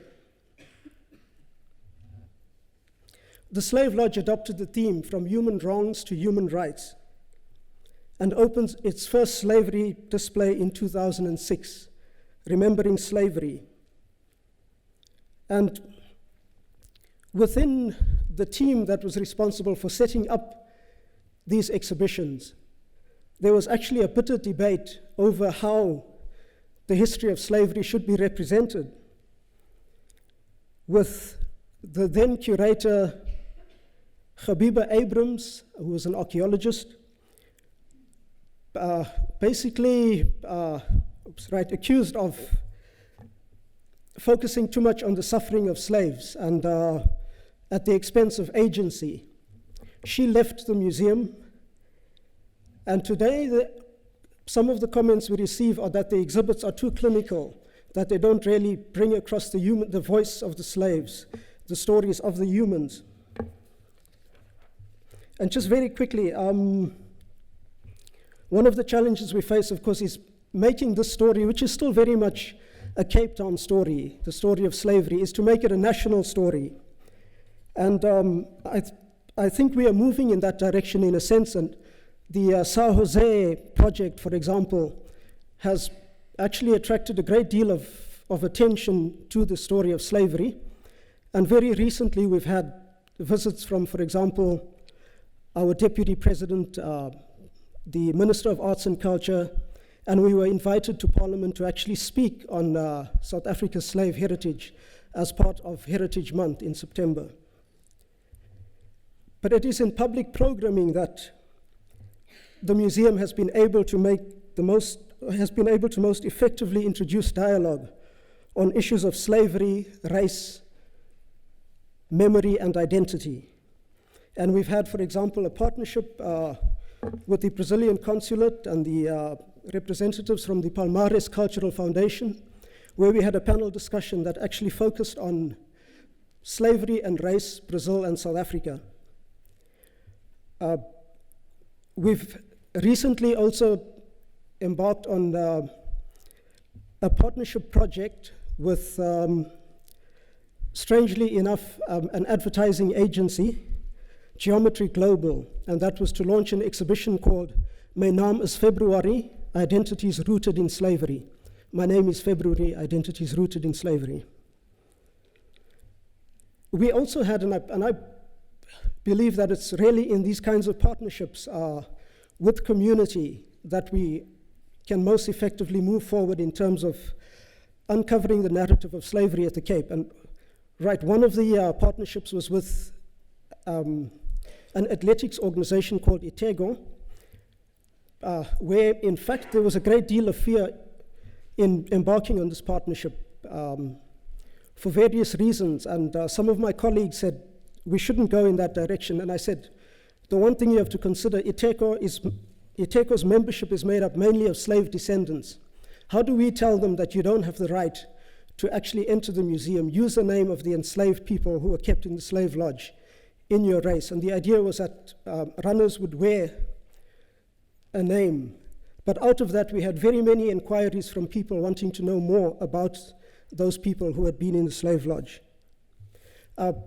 Okay, finally, we presented our concept plans to a stakeholders meeting, and some very interesting responses came from that. One of the issues that there was concern about was the story of women in slavery and the fact that it's not adequately represented at the Cape. The fact that the story of the Khoi and the San and their links to slavery is also largely missing. And there was a feeling that there should be a space within the museum of reflection, as well as a space that would give one a sense of what it was like in the days of slavery. Thank you.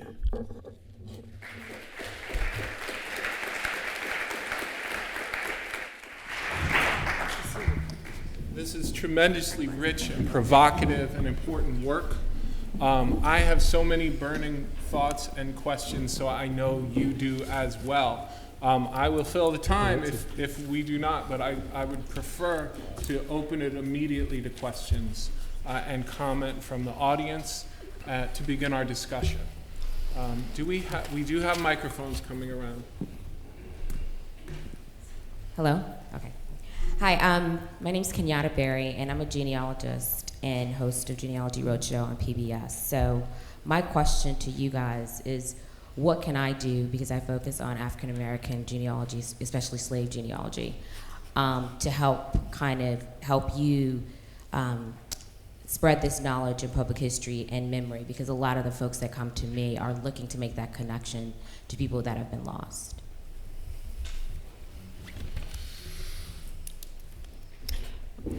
Well, we're always very excited because we actually have a genealogist on staff. And so our work really is dependent upon genealogy and the resources of genealogists in terms of being able to trace family histories, but it's also much more than that because it's actually the history coming through that. In terms of how you could help, there are all sorts of things.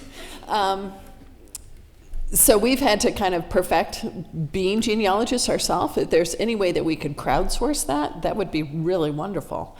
And I think that that would enable people to actually make connections between themselves and the work that they're doing individually and be able to kind of piece it together so that it would be a project that would be kind of beyond the museum, kind of out in the world more writ large. So that's just one idea, and probably people are killing me for coming up with that idea. So we look forward to a partnership, so we'd love to speak with you more. And I should also, Mary Elliott, my co-curator, has made it. Mary, could you stand up? And do you want to speak to that question? Mary began her career with genealogy. Sure, yeah.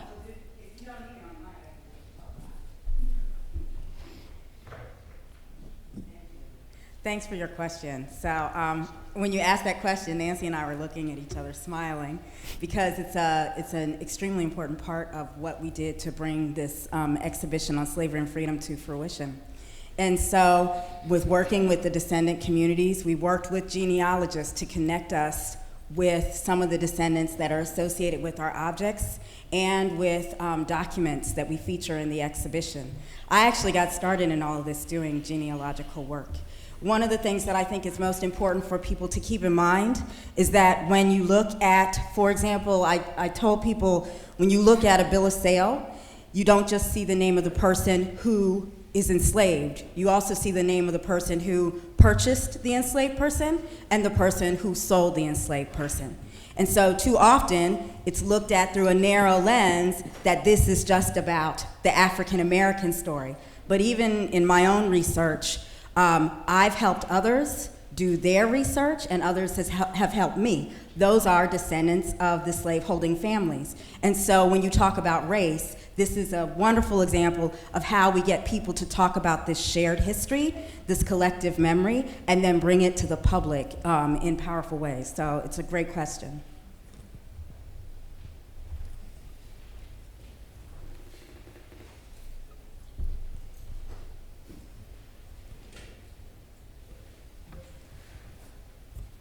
Thank you. Thank you all.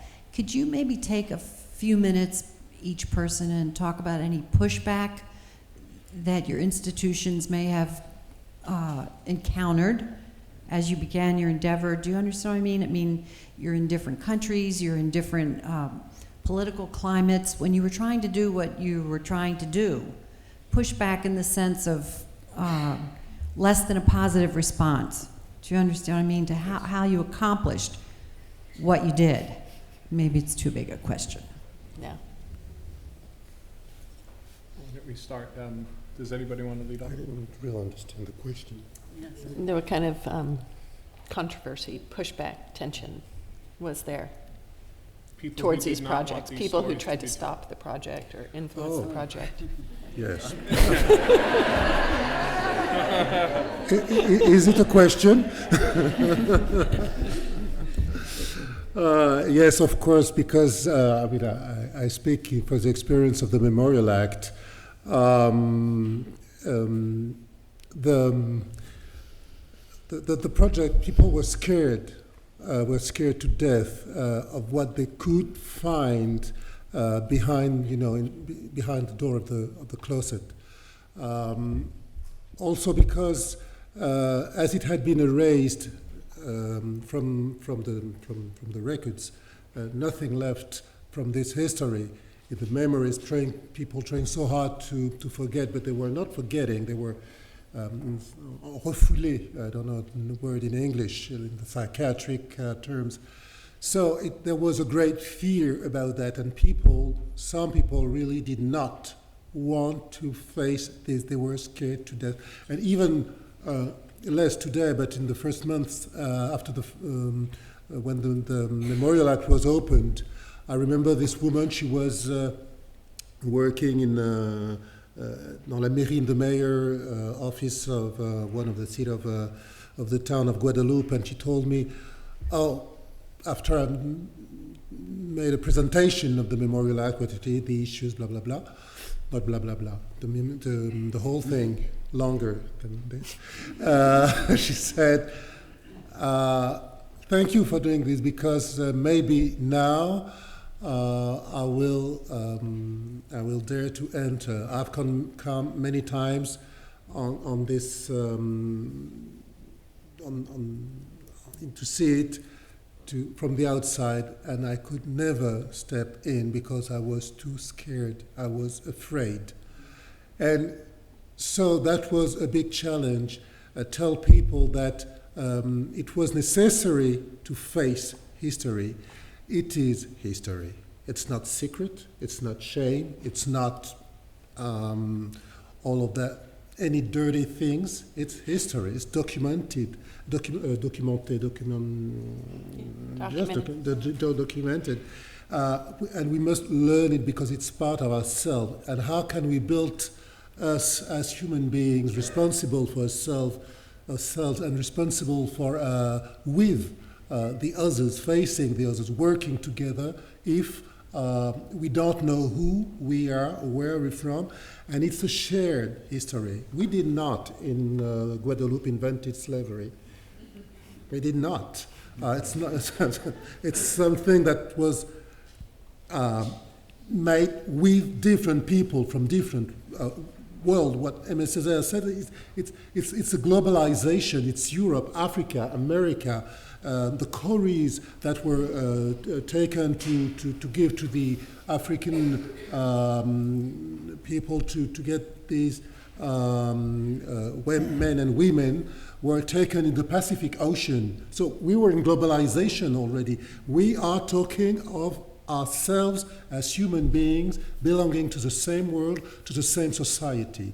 And this is what we're trying hard to explain and to teach through the exhibition, and also to make people understand it's a step, it's an invitation to go beyond, to go further in this history, to know what question to ask when you go out and say, okay, I will go on Google and I know what I will type and not be afraid of what I will read. This is, but we really had to, actually, not to convince, there was a political will at a certain point that we are going to make it, because if we explain, it will not work, we will not make it. And he was not elected the next time, by the way, because something was too violent. It was part of the reasons why, President Lurel.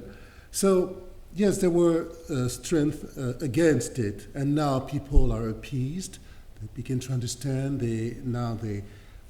Guadeloupe is 400,000 people, citizens, and already 225 people have seen it. So it's half of the population. Tourists, of course, came and see. But a lot of Guadeloupean people now are coming and cope with this event. Yeah. Okay. So, well, I would like also to say two words about the genealogical research, because I think the question in Brazil, like in France, is mainly a question of the silence about, especially about the personal experience of slavery, and with the whole ideology of racial democracy, miscegenation. The genealogical research is very.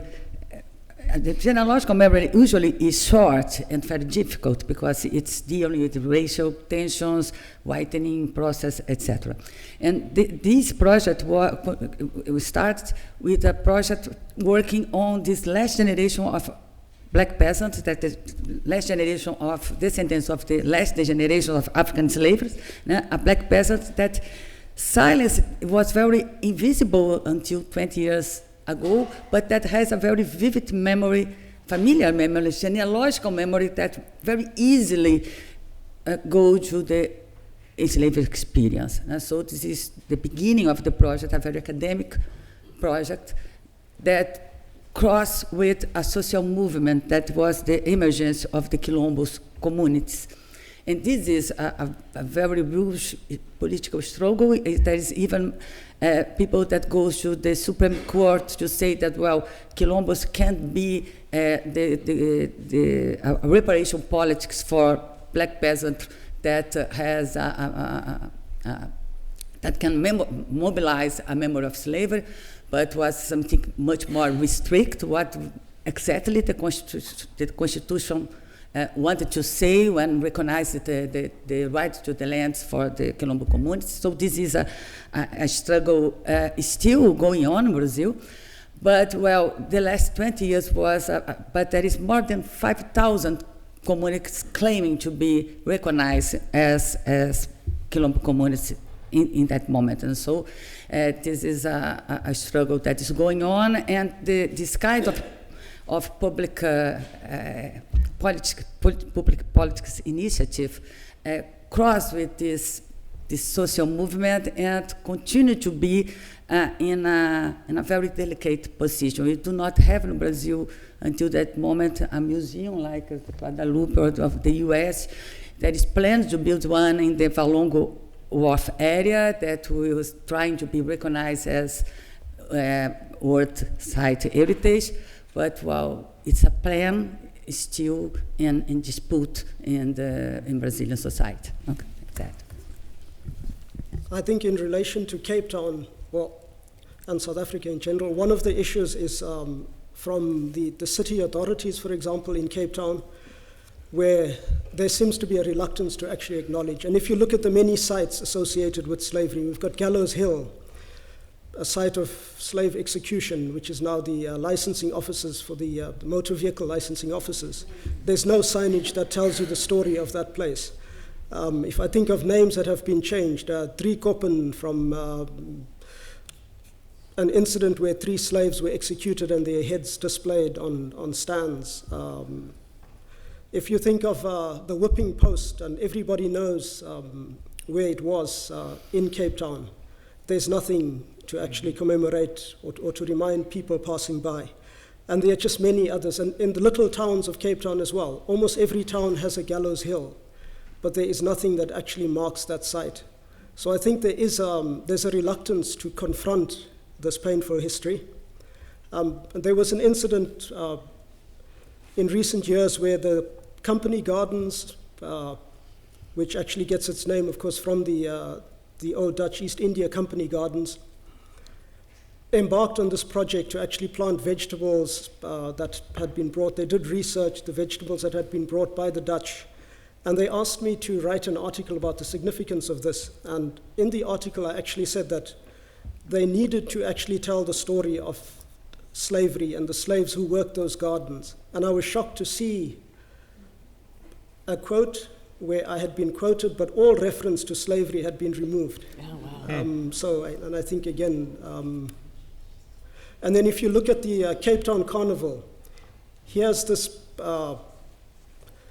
event that has its roots in slavery.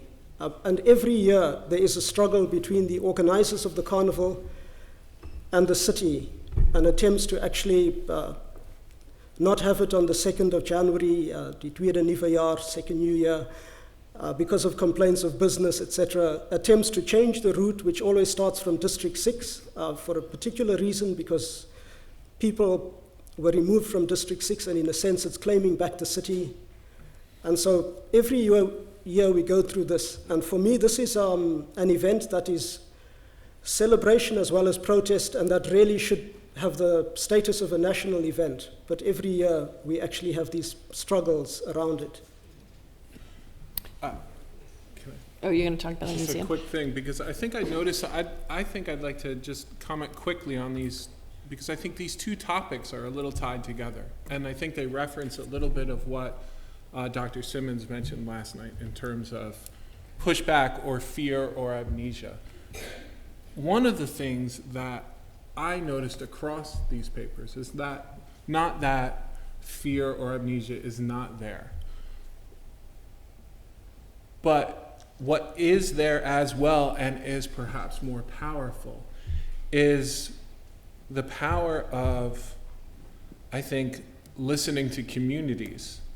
When we do, we hear the forcefulness and the hunger for telling these stories, right? And that's evidenced in the search for genealogy, right? And we need to harness that hunger. And that entails really forging relationships between scholarship and communities, and understanding that the two ought to be twinned and supporting each other in our institutions, whether they be museums, universities, or otherwise. I think that that is where you find this, at least in the American context, the incredible response to the National Museum of African American History and Culture. And I don't want to feel too, strike a too utopian note on this, given our current context, but I think this is the power we need to harness, and it's there. And it's being asked for, demanded, and it's up to us to respond. I think that's definitely true. But one thing I wanted to mention in terms of a conflict that's not on a grand institutional scale, but that was part of the daily process of putting the exhibition together, is that when we did harness these stories from around the nation and also different parts of the world, and we kind of put together what we wanted to produce, we met pushback from designers, we met pushback from graphic researchers, we met pushback from media producers, and what the pushback was this, I don't know what this is. Are you sure about that? Because this is really different. Or, most pointedly, you're wrong. You were wrong. This did not happen like this. So really, I have to give credit to Mary Elliott for really persistent. We just could not back down. And I tell you, it was unpleasant every step of the way. And I wouldn't say that this was coming from a bad heart. I think it was coming from a failure to imagine. And I think that was shocking to me at how, as a country, we have a failure to even walk in and imagine. That apparently we can just imagine some things. We can place ourselves in some positions, but we can't, many people just are not even able to imagine. And that was really where we faced the most pushback. And we can tell you great stories. Yes. Please, I think we gotta wait for the mic. Sorry, we did this to you last night too. This mic. I have a question. What do you do and how do you facilitate individuals who come to the museums who don't speak English, specifically in DC? How do you facilitate the exhibits? How do you facilitate non-English speakers into the museums? The visit of the Memorial Act is made with headphones, and the headphones are in 6 languages: French, English, Spanish, Creole, German, Italian. Soon it will be in Portuguese, Brazilian as well. So we're trying to, and maybe Mandarin, but it will be later. But already we have these 6 languages to make people from different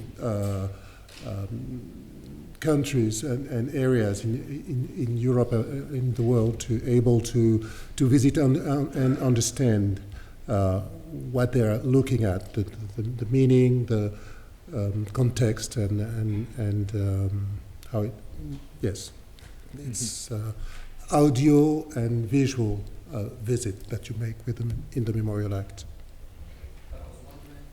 Yes, I think that this is the beauty of a global conference, is that you see immediately where America lags behind.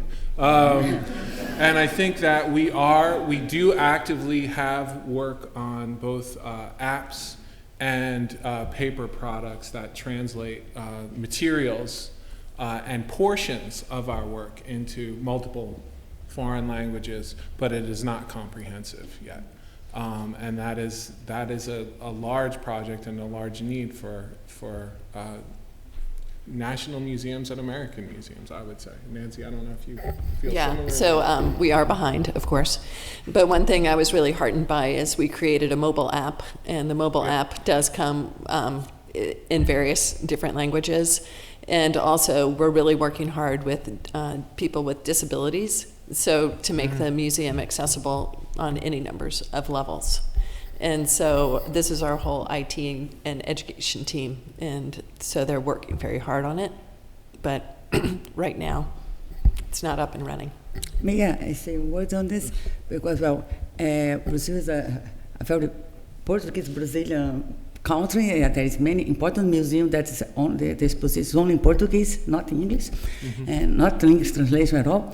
And so I think it's important. You do not have many languages, but all the exhibits and the mobile app and the site are translated to English because of the agreement with the Foundation of Rio and the Columbia University. So there is a need for it, especially for the communities, not only the website, but also the communities in the interior in the quilombos, that to attract not only the Brazilian person, but also the international persons that are visiting the country. So the bilingual effort was important for in the whole process. I hope you realize that South Africa has 11 national languages. But it's an important question you raise, and it's something we have been debating.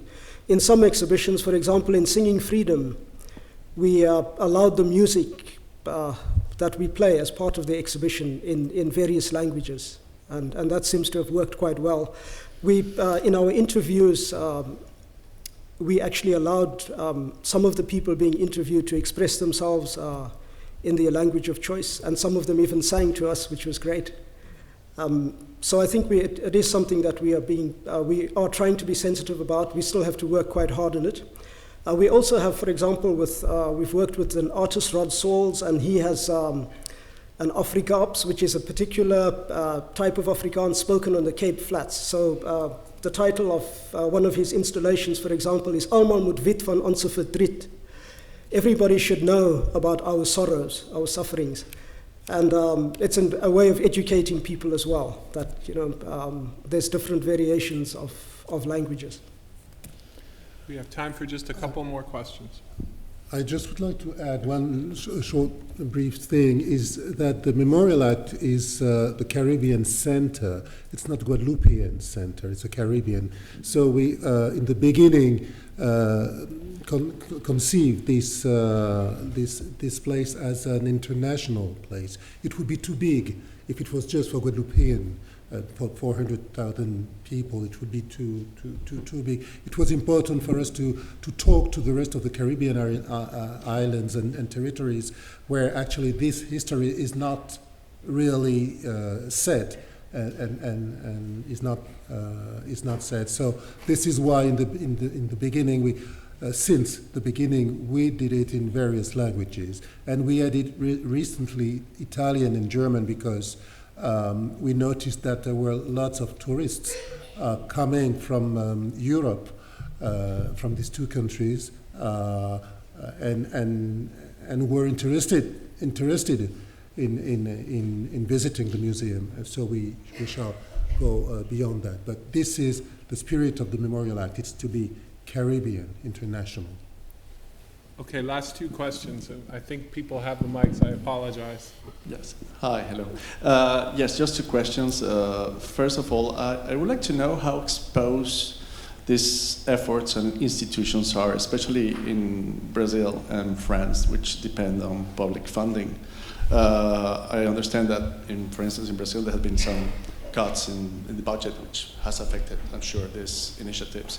And in France, one of the candidates to the presidency is saying that France didn't invent slavery and that it was just sharing its culture with the world. So how exposed are we in how this institution are prepared to face these new challenges and even threats to these initiatives? And for Paul Tickman, you mentioned that about shame of miscegenation as one of the legacies of slavery that you were trying to recover in order to create a new national history of slavery. I wonder what's how do you include mixed colored people, mixed race people into this reconstruction of memory in South Africa? Thank you. Would be one question. Yes, let's collect the second question and we'll answer.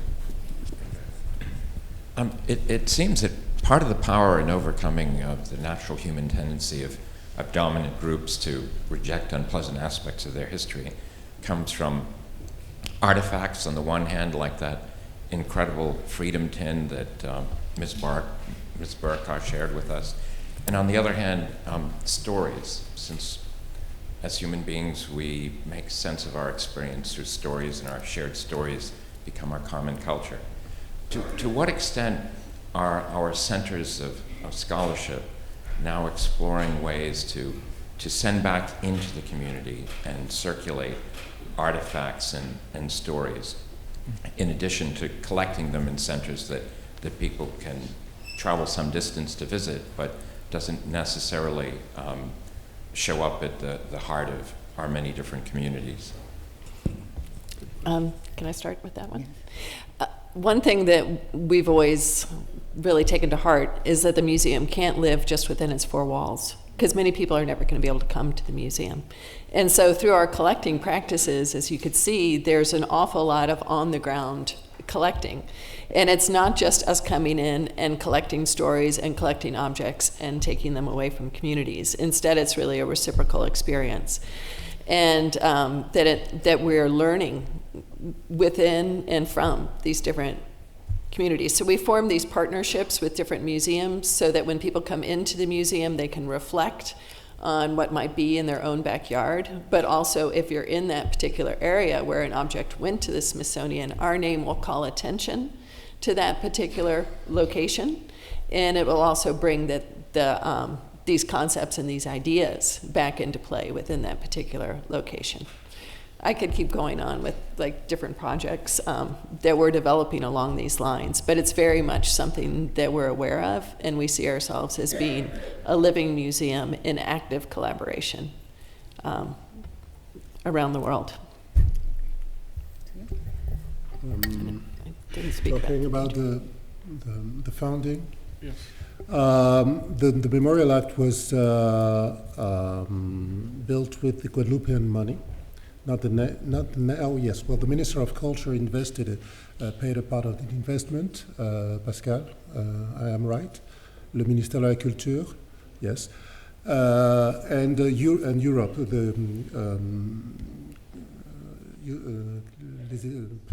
call it Europe. I mean, Europe, EU, yes, EU. Now, since it's opened, it's paid only by the Guadeloupean government. The national government is not giving money for this, which is not fair, which is not supposed to last. It would not be fair. It would be unacceptable. There are contacts and negotiations that has begin to make the French government, national government, and Minister of Culture enter and found and grant the museum, but it's still not the case. They did not want the place to exist. They wanted us to make a museum the way museums are made. And we said, no, we want to do something else. And as you don't understand, as you don't know, we are going to make it. So, and then you will see. So we made it. So they say, great, now, second part. But we're in discussion with it. I am optimistic. Well, it will depend on the next elections.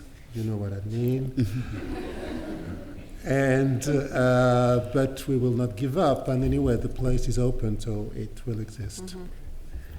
Well, first in the founding, I think that the last 30 years, since the 1988 at least, there is several public politics in Brazil for cultural diversity, affirmative action, also cultural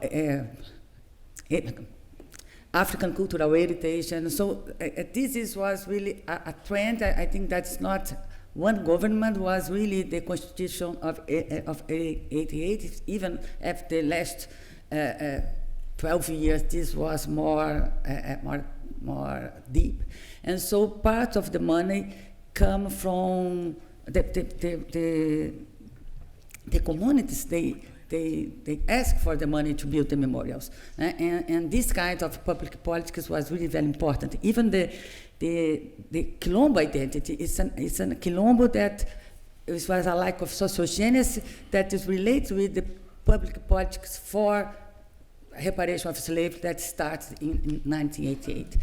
Now we are at a very delicate moment. This abrupt change in the politics of Brazil and even in the sense of the last constitution. So I don't know what will happen next. But this is the public politics for this kind of action was really important until 2000, 14 when we start this experience.